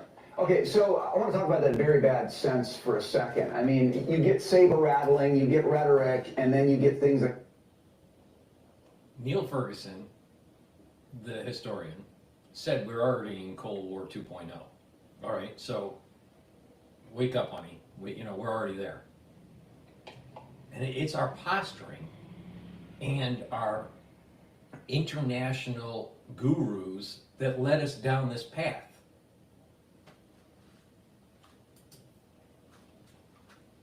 Translate into action. How are you reading the rhetoric from Russia right now? Well, this has really been an escalatory pattern for the last maybe week to 10 days since President Biden made the decision to give the long-range attack missiles, the ATACMS and the HIMARS, to Ukraine to attack in Russia proper. And obviously the Kremlin didn't like that. They lowered their threshold for using a tactical nuclear weapon. They fired off an ICBM, an intercontinental ballistic missile, at Ukraine, which was bizarre because those only exist to carry nuclear weapons, but this one had been modified to not carry a nuclear weapon. And now we have this. So clearly things are hotting up in Ukraine. And the problem is that the United States is in a state of transition from one president to another, and it's not entirely clear who's calling the shots. Do our adversaries view the 2 months before President-elect Trump takes office? We have nuclear subs that have conventional missile systems and nuclear missile systems. So what's wrong with Russia launching a missile that has dual capability? We have that. I don't understand. We've changed our posturing with it's a good thing, right? Do you want the ICBM to have a nuclear weapon on it? Of course not. So is Putin a irrational actor? Probably not.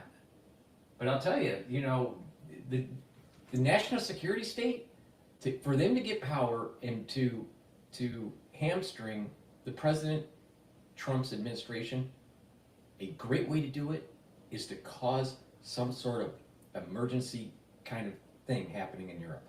That is some sort of missile that is conventional, that hits a NATO country, that would create an emergency situation, or some sort of tactical nuke going off in Ukraine. either one of those is gonna change the whole dynamic of the Trump administration and the way we spend money in Congress. That as a window to do exactly this sort of thing? Yeah, transitions are always dangerous, Brian, but they can be orderly if, it's clear that the caretaker president is just that, not making major decisions, not creating crises. But the Biden administration seems to be doing the opposite. It's almost as if they want to make this situation as difficult as possible for the incoming president. Yep. And I think, though, clearly Vladimir Putin knows Donald Trump. He knows there's going to be a much more firm hand on the American tiller when he's inaugurated on January 20th. So my hope would be that he keeps it as much in the box as possible until then, to allow for a negotiated end to this terrible war. But it's deeply concerning for the next 60 days. All right, next one for you, Victoria. Senator John Fetterman slammed the International Criminal Court after they issued arrest warrants for Benjamin Netanyahu and Yoav Gallant. Fetterman said, no standing, relevance, or path.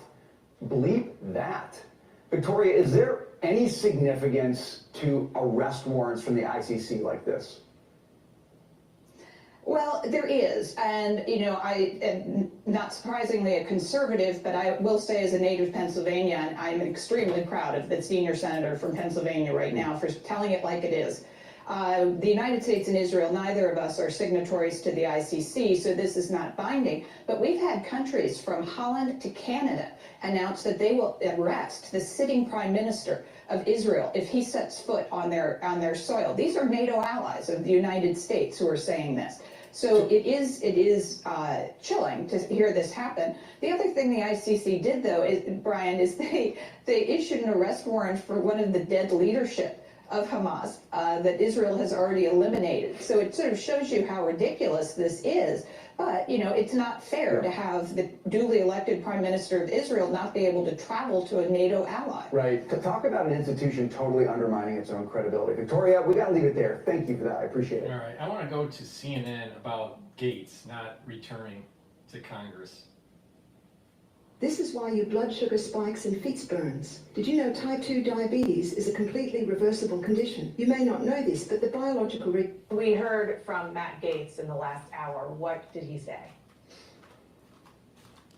Well, one, he said for the first time officially that he would not be rejoining Congress. This, of course, comes as we know there is still a debate over the release of that ethics report. But he also said this about his meeting with senators when he was still in the running and still nominated to be Attorney General.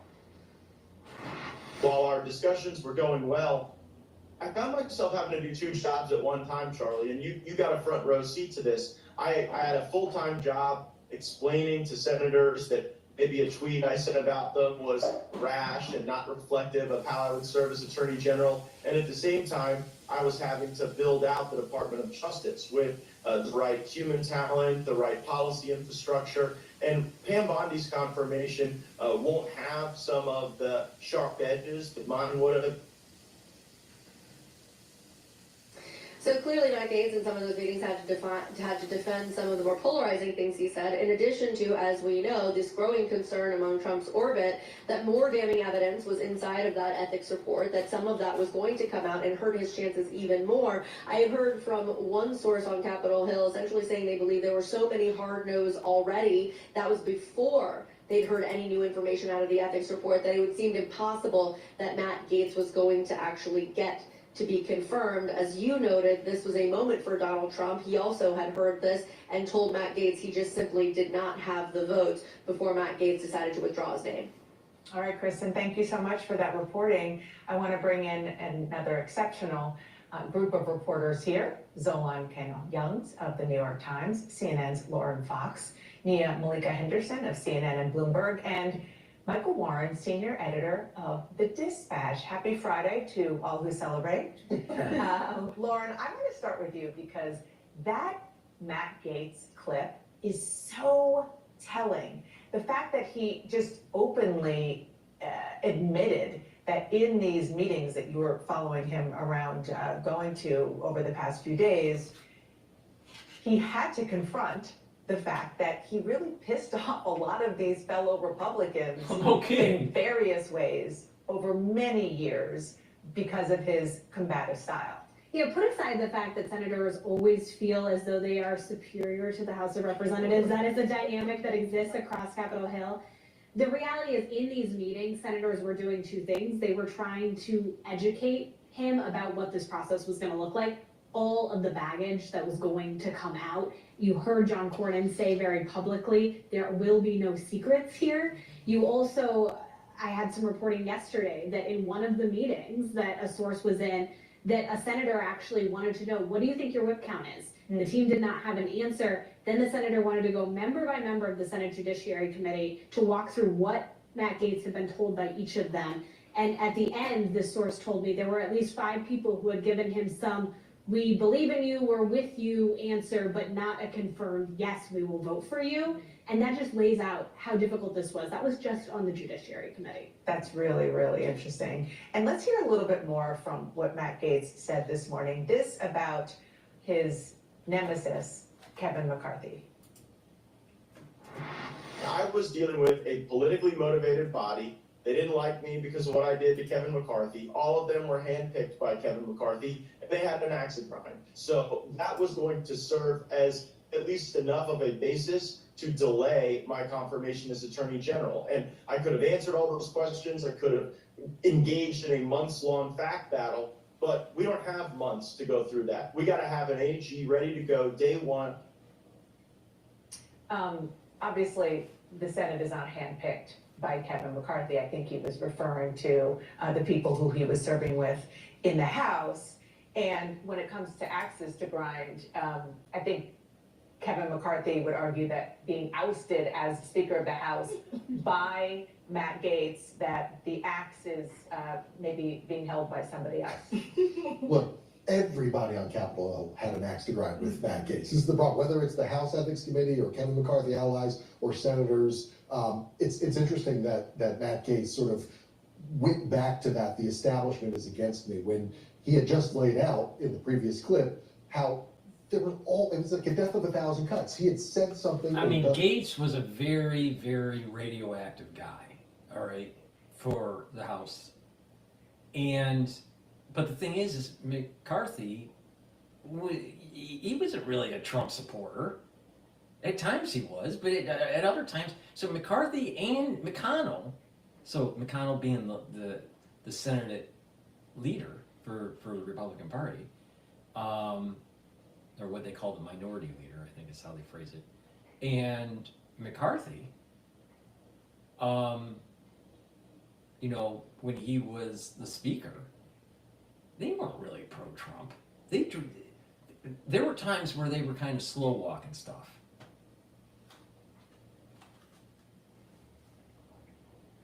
So the problem is that Gaetz was too radioactive. The other part of the problem is the establishment isn't really so pro-MAGA at all. Something to anger just about everybody who could be a potential ally in a tough fight. So were the Ethics Committee allegations, the things that were going to come out in this report, a real problem for him? Yes, but I agree that the reporting is very solid all around, that it was a lot more than just a handful of senators, just the 4 that would have blocked him from getting confirmed. It was a lot of senators, including, I hear, senators who publicly were saying maybe nice things about Matt Gaetz in a way to sort of say, we like the pick from Donald Trump, we have some questions. Those people were even some hard now. This is why I find it, like, in this moment, can we really say that now the Senate is going to be a guardrail against the president-elect, right? Because we're talking about, in Matt Gaetz, somebody who was one of... Why are these talking heads keep on trying to state that we need guardrails? We need guardrails against Trump. Heaven forbid that Trump actually restructures the government where it's efficient, it spends less money, and it's for the will of the people and not against the people. Heaven forbid. These talking heads, I'll tell you, they drive me nuts. Please go to my store, the-studio-reykjavik.com. Get the natto kinase. This is a supplement that I have on my store now. It's fibrinolytic. It will break up clots, but by taking this on a regular basis, you're gonna lower your LDL levels and increase your HDL levels. That will improve your total cholesterol. So taking nattokinase and stacking it with other stuff like omega-3 will help improve your lipid profile and improve your cardiovascular health. Really important. Ubiquinol. This is the best bioavailable CoQ10 that you can get. All right? It's very high quality. CoQ10 is really important for your body, all right? Especially your neurons. So take this ubiquinol. It's the bioavailable, the highest bioavailable CoQ10 that you can get. It's an antioxidant. It helps to increase your energy levels, and it helps to improve the health of your neurons. Very important as you get older. Extremely important. And vitamin C. We're in the cold season. Take vitamin C on a regular basis. This also has magnesium in it. And drink it with filtered water.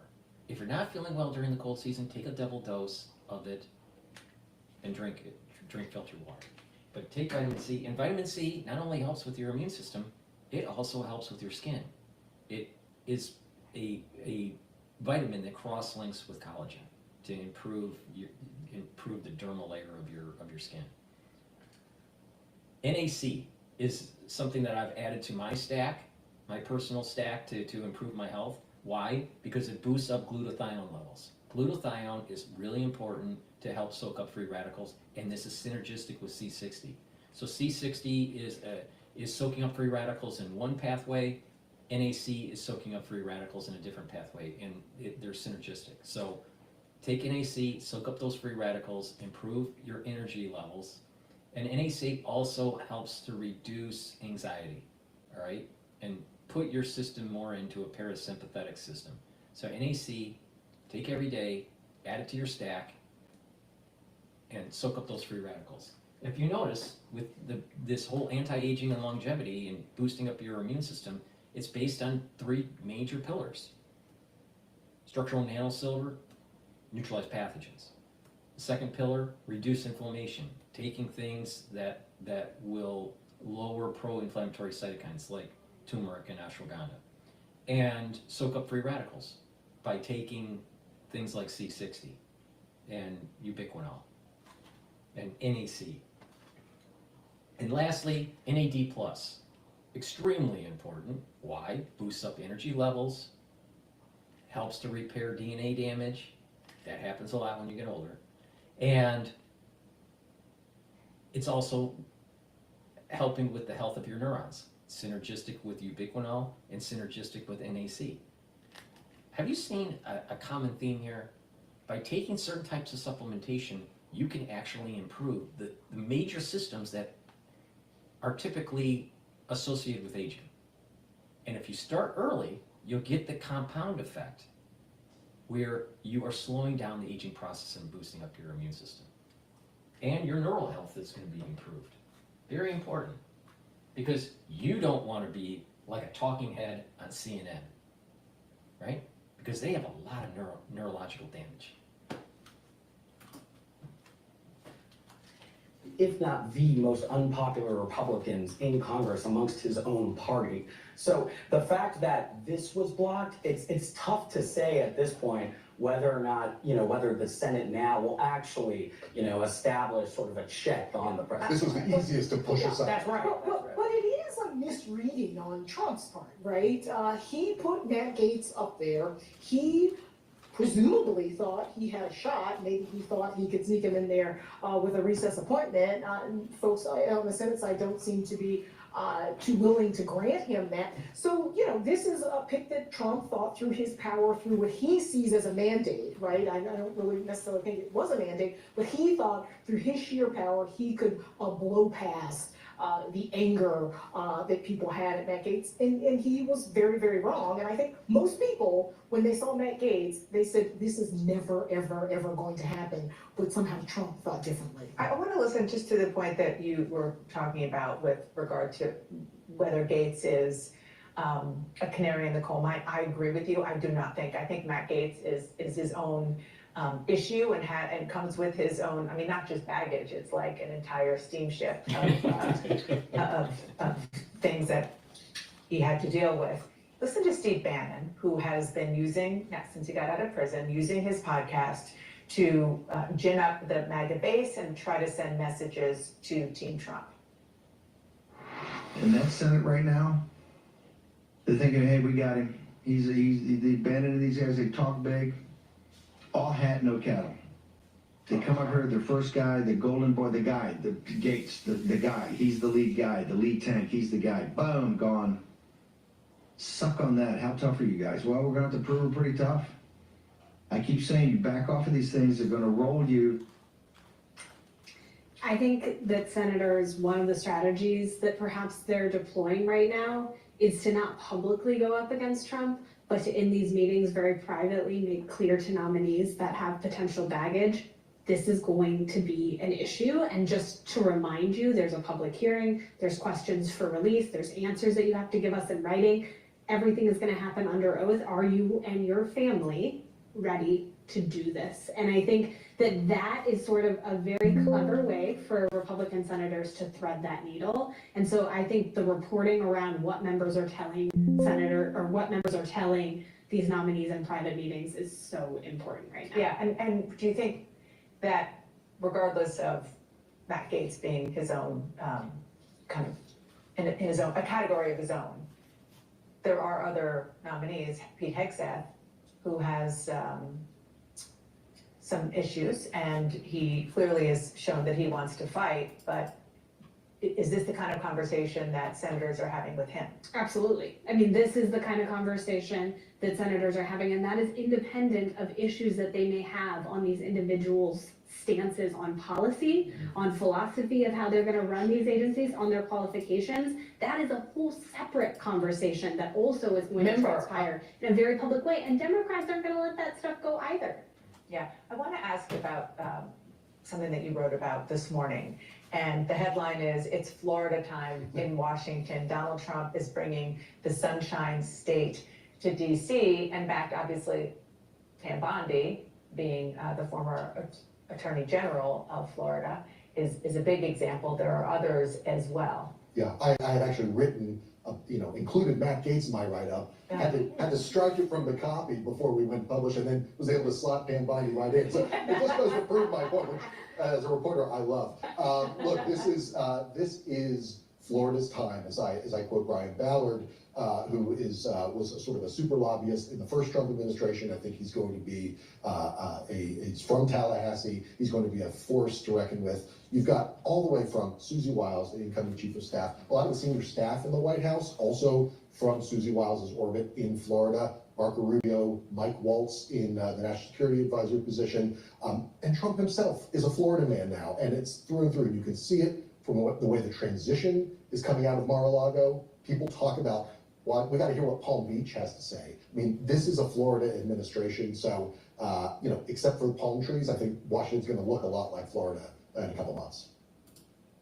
All right, so I'm going to go to Fox Business, and they're talking about how Senator Ray and Mayorkas were not showing up to the annual public hearing.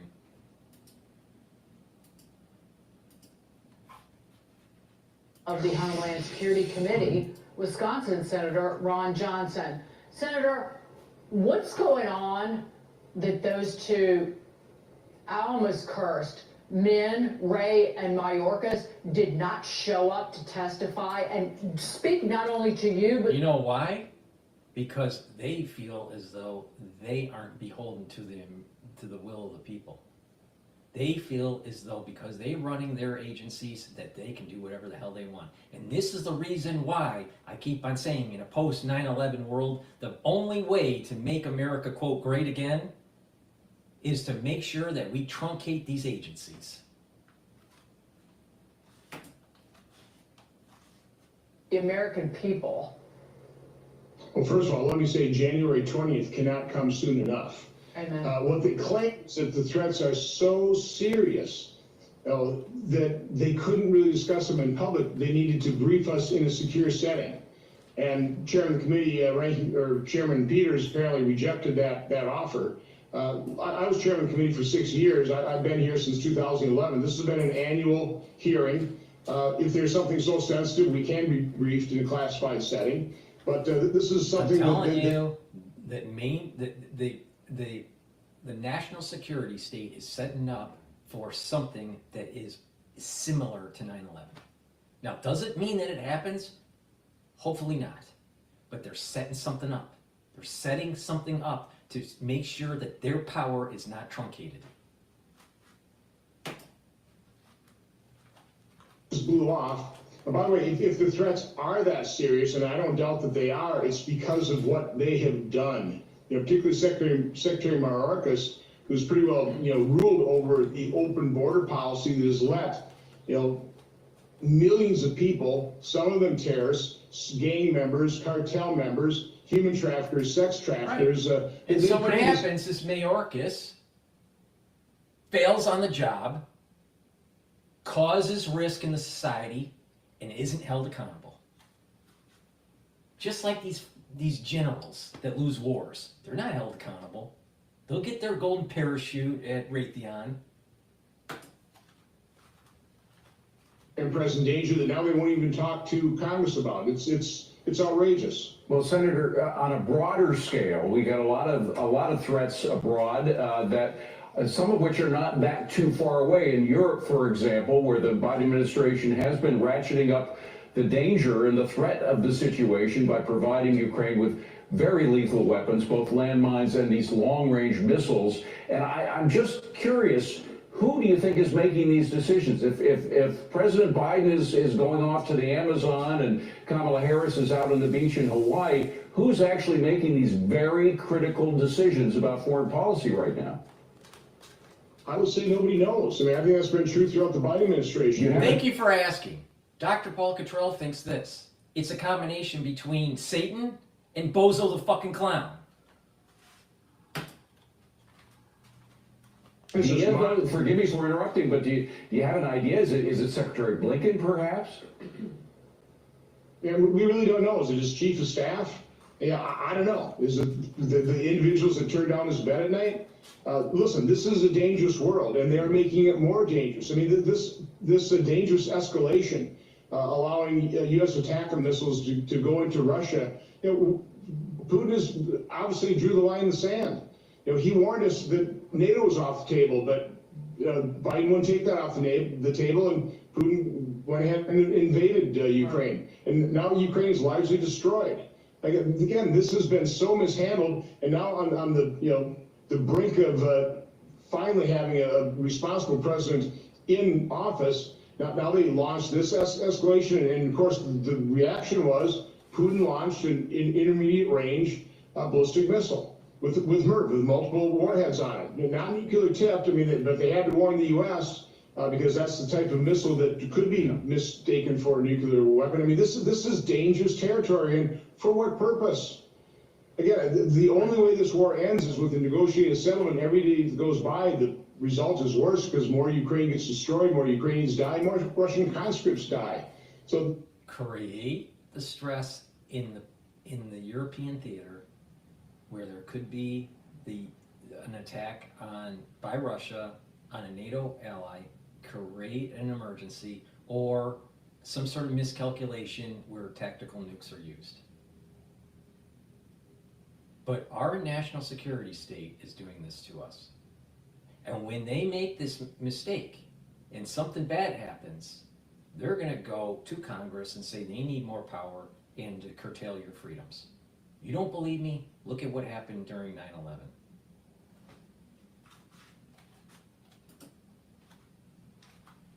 This war should have ended, never should have been started, should have ended within weeks when they were negotiating settlement, but Biden blew that up as well. By the way, again, we have some breaking news, Senator. Get this, Senator John said Bob Casey has conceded. So the recount is ongoing right now. It's expected to end in the Commonwealth of Pennsylvania next Wednesday. There are multiple counties who've already finished the recount. But Dave McCormick, Republican, is now, well, the vote still has to get certified, but is now your colleague. Now, he has been at orientation, but Bob Casey, with the help of Mark Elias, the lawyer, was digging in and fighting the fight, as Democrats do in the Commonwealth. But Dave McCormick, the senator, Republican from the Commonwealth. Look at the difference between that close election in Pennsylvania and the close election in Wisconsin. Now, Eric Hovde wanted all the votes counted, but you didn't see any Republican election commissioners violating the law openly and bragging about it and opening up and counting ballots that were completely illegal, judged by the Supreme Court they were illegal. That's what happened in Democrat-controlled areas in Pennsylvania. It is scandalous. It is. Dave, you want to get to this? Well, of course, Matt Gaetz has withdrawn as the consideration for Attorney General, so there will be somebody. There's been some speculation, by the way, that he might actually be appointed senator by Governor DeSantis. What do you know about that, if anything? I don't think that's going to take place. I think Gaetz is so radioactive that it's a high probability that his political career is over. And that was a decision he had to make. I think he was right. He was turning into distraction, and so I actually appreciate the action he took here. Attorney General is incredibly important. President Trump needs warriors like Matt Gaetz. You know, we need to root out the deep state. This is not going to be an easy fight. This is going to be a pitched battle. So he needs people like Matt Gaetz. I'm going to support the type of people that President Trump wants to appoint. But listen, he obviously was a controversial pick. And I appreciate probably wasn't an easy decision for him, but he probably made the right one. Yeah. You want to throw out a name of somebody who would be and I'm using this in not literally a skull crusher inside the Department of Justice, Senator. Somebody who will go in there and just shake things up and make the confirmation hearing itself really just full scorched earth for the American people. Well, again, I want a warrior. I don't have particular names in mind. I'll let that up to President Trump and his transition team. But we need fighters. We really do. We don't need people who are... All right, so this was when Matt Gaetz withdrawals, when they were doing this recording, but the announcement by Bondi, you know, that she would be elevated as the nominee. All right, so with that, let's drop into Bloomberg and see what they're talking about with the Trump Treasury Secretary there. Names crop up into the mix here. I think it's fascinating that it's taken this long to figure out Treasury, and it could take much longer still. We don't know timeline here. Whereas Matt Gaetz drops out, and less than 12 hours later, he already has a new name on the list for AG ready to go. So clearly there were ideas in place here, backup plans, as there was perhaps writing on the wall for Matt Gaetz. But does that not mean there's not backup plans to the backup plans if he doesn't like the Treasury options that have been presented to him thus far? We're on the backup plans right now. So Mark Rowan and Kevin Warsh, Okay, so these were are not in the initial discussions, brought them down there this week. But those interviews were days ago. There's still meetings happening. They're still trying to figure everything out. And there's just, you basically have an internal conflict here of Trump wants someone who is a Wall Street person, who has the pedigree and experience, but also is MAGA. And those things are oftentimes at odds.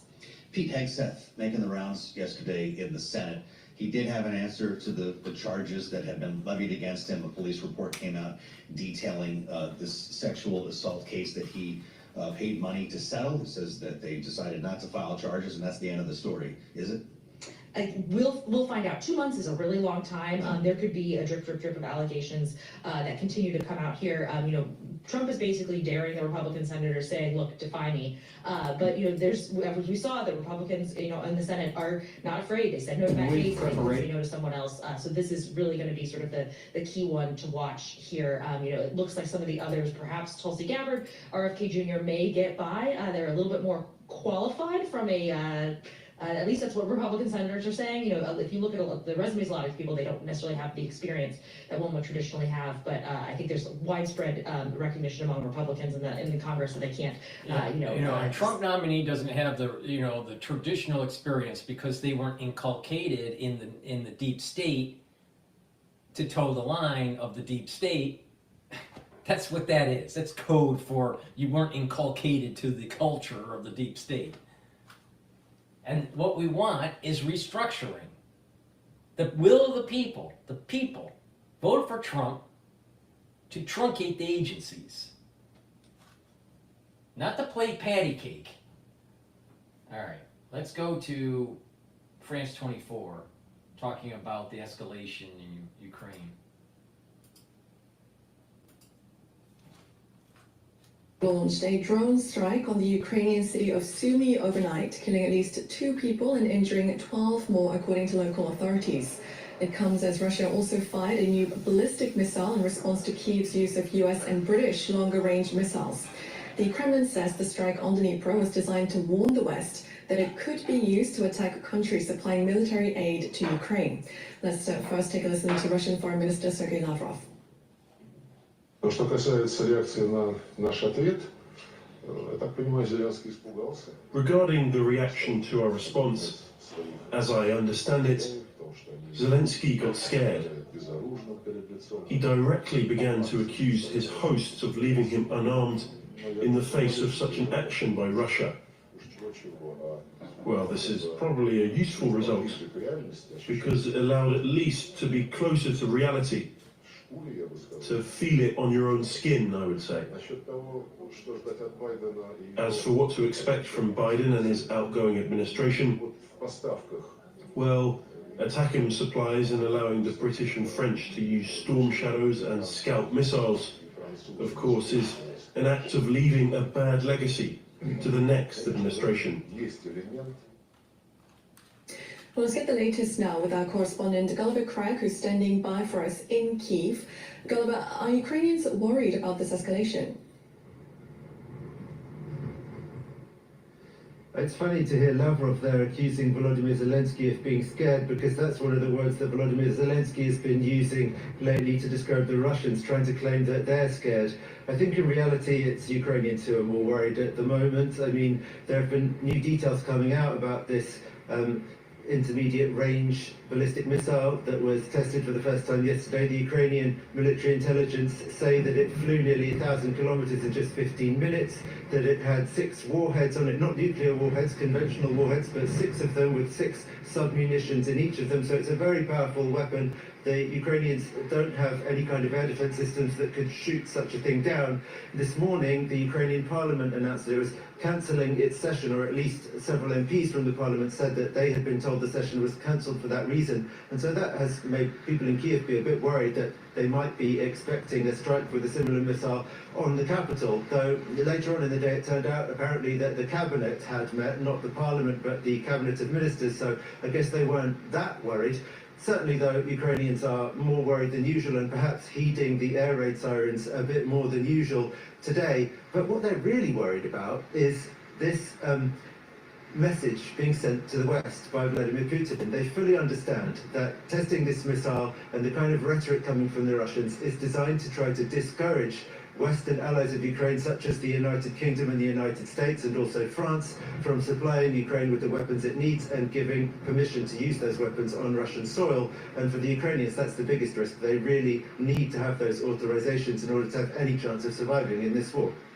Now, the situation on the front line remains very desperate for Ukrainians. Does Kyiv believe that the green light by the United States to use, for example, long-range missiles in Russia can turn things around? I mean, you meet some people who think that it's going to make a big difference, others more, and probably the majority, saying that they think at the moment, with the quantities that have been delivered and the limitations on the permissions that have been given, it will save some Ukrainian soldiers' lives for sure, and so that's a good thing, some civilian lives as well, perhaps not turn the tide. At the moment, things are looking very, very difficult for the Ukrainian armed forces on the front lines in Donbass.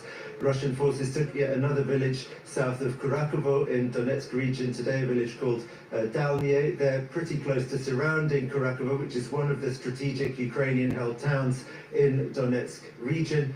Some Ukrainian commentators believe that if there were a reorganization of the armed forces with more competent commanders put in charge of more men and an abandonment of the practice that they've had lately of creating new brigades where everyone's new and inexperienced, then they could perhaps turn things around. Because in a sense, given how outgunned and outmanned they are, they're not holding the line too badly. The Russians are advancing, but not that fast.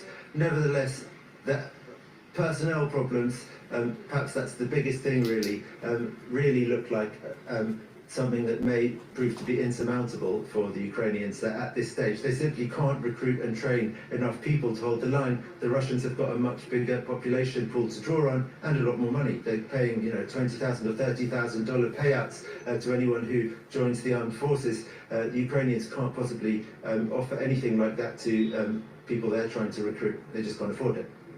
Right, thank you very much indeed for that update. Gulliver Craig reporting for us there in Kyiv. All right. Before we go back to Bloomberg, please go to my store, the-studio-reykjavik.com, and get the structural nano silver. I have it in 2 versions. I have it in the tube version, and I also have it in a dispenser. You use them the same way. They're dual purpose. They can help heal a wound, an abrasion, a minor burn. It can be used as a skincare. Best way to do that is to put it on your skin and let's say right before you go to bed, and then exfoliate in the morning. You'll notice your skin is clearer and tighter, especially around your face. And using it as a means to get through the cold season. Put it on your hands, put it around your mouth, around your eyes, around your nose, around your ears. Lightly coat your nostrils. You'll stay active for 5.5 hours. Please go to my store, the-studio-reykjavik.com, and get the structural nano silver gels. And it's really important. A lot of people can't sleep, on a regular basis. And it's important to have good night's sleep on a regular basis, to be well rested in the morning, to detoxify your central nervous system, and to consolidate memory. If you are sleep deprived chronically, you will end up having memory loss, and you are going to have higher chances of early onset of dementia. All right? Why? Because you're building up toxins that aren't being filtered out. So it's really important to get a good night's sleep. Take this supplement. It will allow you it will allow you to have a cycle of sleep that will be like about 3 REM cycles and some deep sleep cycles, and that way you're consolidating your memory and you're detoxifying your central nervous system. All right. This has tryptophan and melatonin in it. It has a bunch of other different ingredients. I'm not going to read them, but you can go on my store, the-studio-reykjavik.com, and take a look at them. But this is a great way to supplement, to make sure that you're in these REM cycle sleeps. Now, ones that get regular sleep and aren't sleep deprived will slow down the aging process and also improve their immune system. And the ones that don't, they look older, their immune system isn't as robust, and you have problems detoxifying your body. So it's really important to take this supplement. Go to my store, the-studio-reykjavik.com, and get the Good Night Formula. Now, talking about detoxing, there are heavy metals, toxins, and chemicals from the food and the water that we drink. All right. Filter your water. I use Zero Water filtration system. Make sure you stop eating processed foods and eat higher quality foods. When you do that, also detoxify your body. Now you need to detoxify your body, the heavy metals, the toxins, and the chemicals. And the way to do that is to take zeolite. Zeolite, you just take 2 drops, small drops underneath your tongue, drink filtered water. And you can take that year-round every day. There's some people that only want to detoxify their body once or twice a year.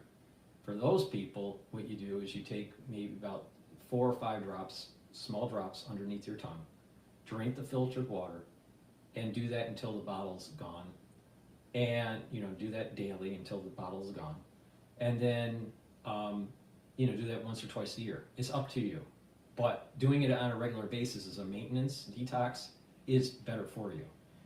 Please go to my store, the-studio-reykjavik.com, and get the zeolite. How zeolite works is it's a negatively charged molecule that will attach to positively charged toxins and allow you to urinate them out in about 6 to 8 hours. So please go to my store and get the zeolite. Detoxifying your body is really important, but what's also very important is making sure you drink filtered water and that you eat properly. All right, so that's Bloomberg's on commercial here. All right, what I want to do, this is News Nation talking about the threat to Poland. Let's get a little more reaction right now from Capitol Hill and News Nation's Joe Khalil. Joe? Yeah, well, look, this is a serious escalation, as you just heard from Russia, for the first time, threatening directly not just to hit a target within Ukraine, but to hit a NATO target. We're talking about that base that you all have been discussing in Poland. This is in the northern part of the country, and it's important, a base where offensive weapons are kept. This is purely a defensive base. It was largely brought up by the United States, but again, a NATO base with missile defense capabilities in the case that Russia or, frankly, China or someone else might try to attack a NATO nation. This would be one of the first lines of defense there. And obviously, this isn't happening in a bubble, Adrian. This comes just a day after Vladimir Putin went on TV and announced that new weapon that he says they fired off, this new ballistic missile that has the capability to carry a nuclear weapon on it. Now, there was no nuclear weapon in that attack, but still, the threat is there. The fact that he is now suggesting this is concerning and is an escalation. And it comes as the United States and the UK have now greenlit the Ukrainian ability to launch American and British-made weapons into Russia. So across the board, what you're seeing is concern that this could potentially be an escalation of the conflict more generally. But when the United States hears Vladimir Putin make these kinds of threats, obviously they take it seriously. Joe, what are we hearing from American officials in response to these threats from Moscow? Yeah, so interestingly, we reached out to several senators, several lawmakers, people who were in the defense sphere. We're talking about the Armed Services Committees, Foreign Affairs, Foreign Relations Committees. We've not gotten responses directly from them yet on the threats to the NATO base in Poland, which is a bit surprising to me, at least not yet. But on the other threat, on Russia sending this new weapon, as they say, we did hear the White House commenting on it yesterday. This is Karine Jean-Pierre from the podium. The escalation at every turn, at every step, is coming from Russia. They're the ones who are escalating this. They're the ones who started this war. It is because of their aggression into a sovereign territory, Ukraine. And this war can end today. You hear say this over and over again. It can, if Russia would stop the war and stop what they're doing with their aggression. Adrian, what I found interesting from my perch here on Capitol Hill is Democrats generally are united in supporting Ukraine. Republicans are more split. You've got a fact party that says we spent too much money on Ukraine. You've got another faction that is very pro-Ukraine, and that faction of the party, led in part by Mitch McConnell, has been criticizing the Biden administration for not acting quickly enough. And what he has said is that when we continue to fear Russian escalation, what we are missing is that Russia continues to escalate anyway. So just an interesting perspective, I think, from Mitch McConnell and others to agree with his view on this issue. All right, Joe Khalil, thank you so much for reporting live for us there from the Hill. Thanks for watching. Go to join and... Before we go to Cudlow interviewing Ted Cruz, please go to my store, the-studio-reykjavik.com. Soak up those free radicals. It's really important to slow down the aging process and to improve your immune system. You can get C60 on my store, the-studio-reykjavik.com. You can get it in extra virgin olive oil, MCT coconut oil, or avocado oil. C60 is a molecule, 60 carbons, that will help to neutralize free radicals, these ROSs. And when you do that, what will happen is less stress will happen in the cell, and the cell's mitochondrial health will improve, and you'll have more ATP, you'll have more energy. You need lots of energy for your neurons, you need lots of energy for your immune system, you need lots of energy just for proper cellular function and tissue function. So if you do this on a regular basis, you're going to start noticing that your tissues are performing better, you're having more energy, and you're slowing down the aging process. So please, go to my store, the-studio-reykjavik.com, get the C60. You can get it in a 2 ounce, a 4 ounce, or an 8 ounce configuration. You take a teaspoon of it a day. Take a teaspoon a day, every day, get that compound effect. It's a major pillar of my anti-aging protocol. Please go to my store, the-studio-reykjavik.com. And a great way to improve your health and slow down the aging process, take Max 35 or Max 14. Take a teaspoon a day, you swish in your mouth, you gargle 30 seconds or so, and then swallow. What will happen is you're neutralizing pathogens, you're improving your oral hygiene, you're maintaining the mucosal barrier that you need, and you are mitigating chance of infection, especially during the cold season. It's a great way to boost up your immune system.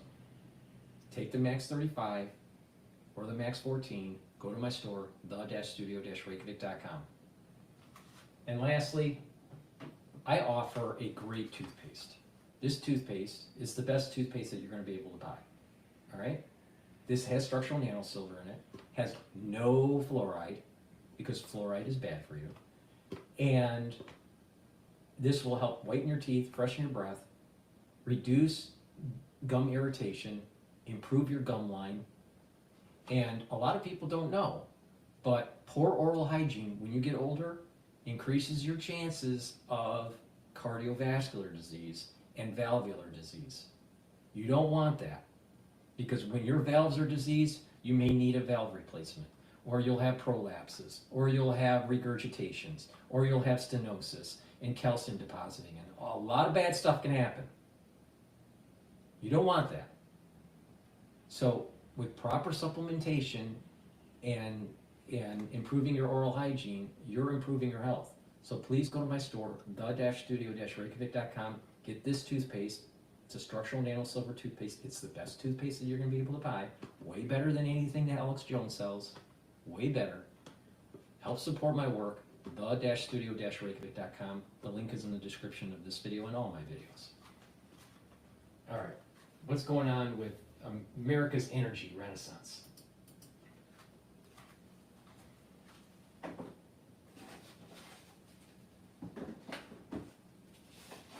What's going on?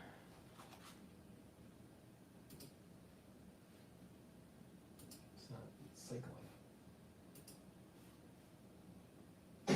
So I spoke to the great Senator Ted Cruz of Texas a little bit earlier today, about an hour or so ago. We talked about a whole bunch of issues, including the blue-collar boom and Bitcoin. Take a listen to what he had to say. So we welcome Senator Ted Cruz of Texas back to the show. Senator Cruz, thanks for doing this. We appreciate it. Larry, always good to be with you. Thanks for having me. So let's have some fun, sir. Let's have some fun. The Dow Jones today is up 600, almost 600 points as of this taping. It's up 2,000 points since the election. People are calling it the Trump trade. Now, even more fun, I think, for you, Bitcoin is moving towards 100,000, okay? So it's at 98,000 and change today. It's up 30% since the election. There's a crypto boom, there's a Trump trade, there's the hope of a blue-collar growth boom. What do you make of it? So right now, the ETF, or BITO, which is the long version for pro shares for Bitcoin, it's trading at 26.68 right now. Senator Cruz, put your economic hat on, sir. Well, it's a return to common sense, and I think it's the market betting on good policies that are going to be coming from a new administration and a Republican Congress. And if you look across the board for economic growth, the two biggest levers that government has for economic growth are tax reform and regulatory reform. We're going to see both. When it comes to tax reform, if God forbid Kamala Harris had won, we would have seen a massive tax increase on job creators, on working families, on the entire economy. Instead, what we're going to see is this Republican Congress working hand in hand with President Trump We're going to extend the 2017 tax cuts. My hope is we're going to make them bigger and bolder. That is great for economic growth. Secondly, regulatory reform. We have an enormous burden on our economy from government regulations that destroy jobs, and we are seeing now, with leaders being appointed by the president with a commitment to pull the job-killing regulations back, I think we're going to see small businesses take off. And in particular, we are going to see an American energy renaissance. We are going to return to American energy dominance. The war on oil and gas that came from Joe Biden and the Democrats, that ends on January 20th, and I think you're seeing the market react to that in a powerful way. So as I recall, and I know I'm old and infirm, but as I recall, you're a big crypto advocate. Yes. And I want to come back. I mean, this Bitcoin thing is unbelievable. As I say, I mean, the number, it's up $30,000 since $30,000 since the election, 43%. What do you make of that? Where do you think this is coming from? Well, listen, I am one of the leading defenders of Bitcoin and cryptocurrency in the United States Senate. I myself am a Bitcoin investor. Not only that, I'm a Bitcoin miner. So he benefits from these regulations. But the thing is that how is the Federal Reserve gonna abrogate authority? They're not gonna give up their authority. There's no way they're gonna give up their authority. There'll be a war before that happens. You have a higher chance of nuclear detonation, not just by tactical nukes, but intercontinental nukes, than the Federal Reserve giving up authority to making currency. There's no way that's going to happen. So what's really going on here? And this is why I keep on saying you got to be careful, because there's not an economic fundamental here. All right, but there is the perception of it's like a virtual commodity. So as long as there's the perception that there is some value, then it's going to be trading. And just like trading companies that don't have real revenue, they can go up, but they can also crash when people need real liquidity. All right? That means that Bitcoin's going to continue to go up. But when there is a major recession that happens, if there is some major thing like major event in the world that happens, I'm not so sure that it will be stable. There's a high probability that it won't be stable, and it will lose a lot. So you got to be careful, because there's not the use case, the real world use case isn't there. It's not there because central banks would have to give up authority. That's not going to happen. You will have a nuclear holocaust before central banks give up authority to their currency. So what's really going on with that? I own 3 miners that are hashing right now.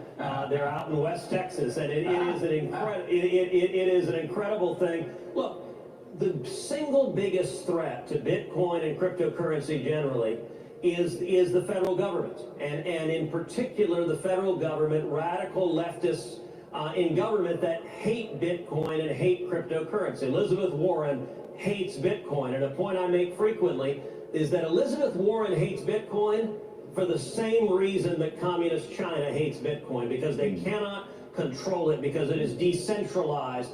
That is the reason I love it. I want it out of government control. I don't want federal bureaucrats having control over it. And I think you're seeing people responding to what's going to be a favorable regulatory environment. I want Texas to be the oasis for Bitcoin and cryptocurrency generally. And we are seeing miners and innovators.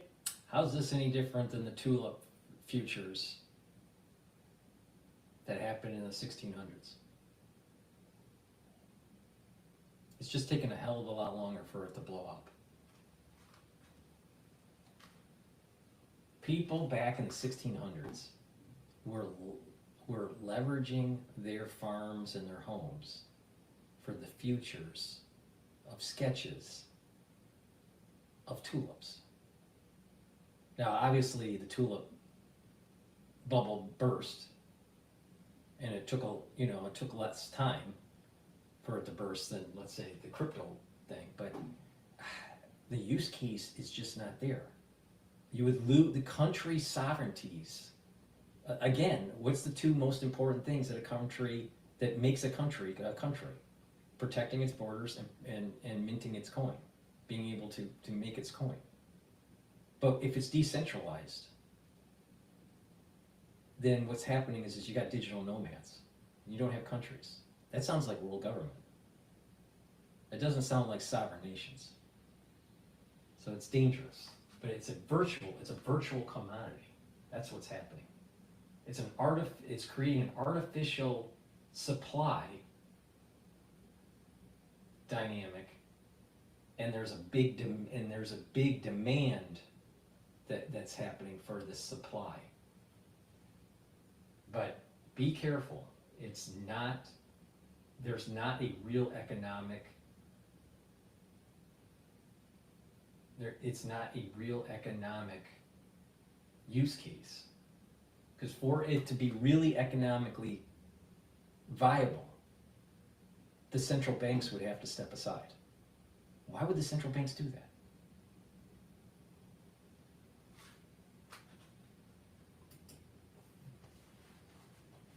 From all over the world coming to Texas to invest and create new jobs when it comes to Bitcoin and crypto.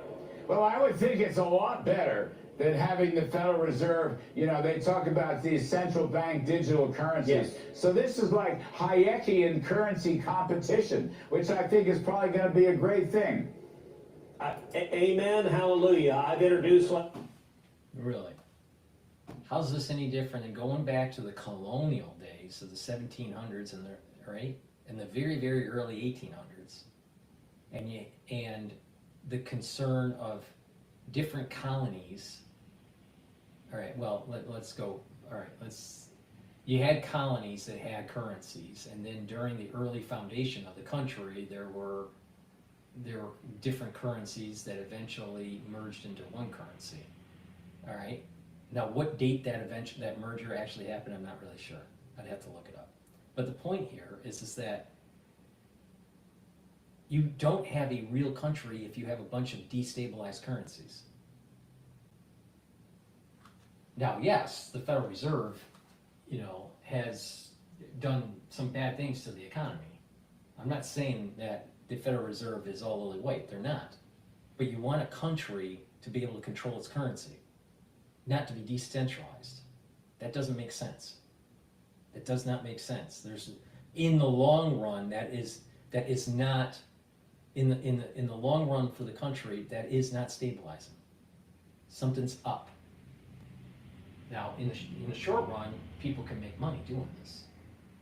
It's going to be, once the digital currency, the digital dollar goes full bore, they're going to have to regulate Bitcoin, because it's going to try to circumvent the digital dollar. And the central banks are going to want the control, not giving it up to decentralized cryptocurrencies. And they're going to run it on the backbone. Let Bitcoin become popular. Let Bitcoin become more adopted using blockchain. Run on that platform. Issue the digital dollar, and then start regulating Bitcoin. And then people that were trading at a very high level, right? All of a sudden, let's say the ETF went to 100. It's trading at about 26. But let's say you're trading an ETF and it went to 100 or 300, all right? Then all of a sudden the regulation starts to come in and it drops down to 30. You lost a lot. You lost a lot. And because it's not coming back. So this thing's going to keep on inching up and up and up and up and up and up and up and up. And then more and more people will buy in. And then all of a sudden, I think that once the digital dollar goes full bore and there's no more physical currency,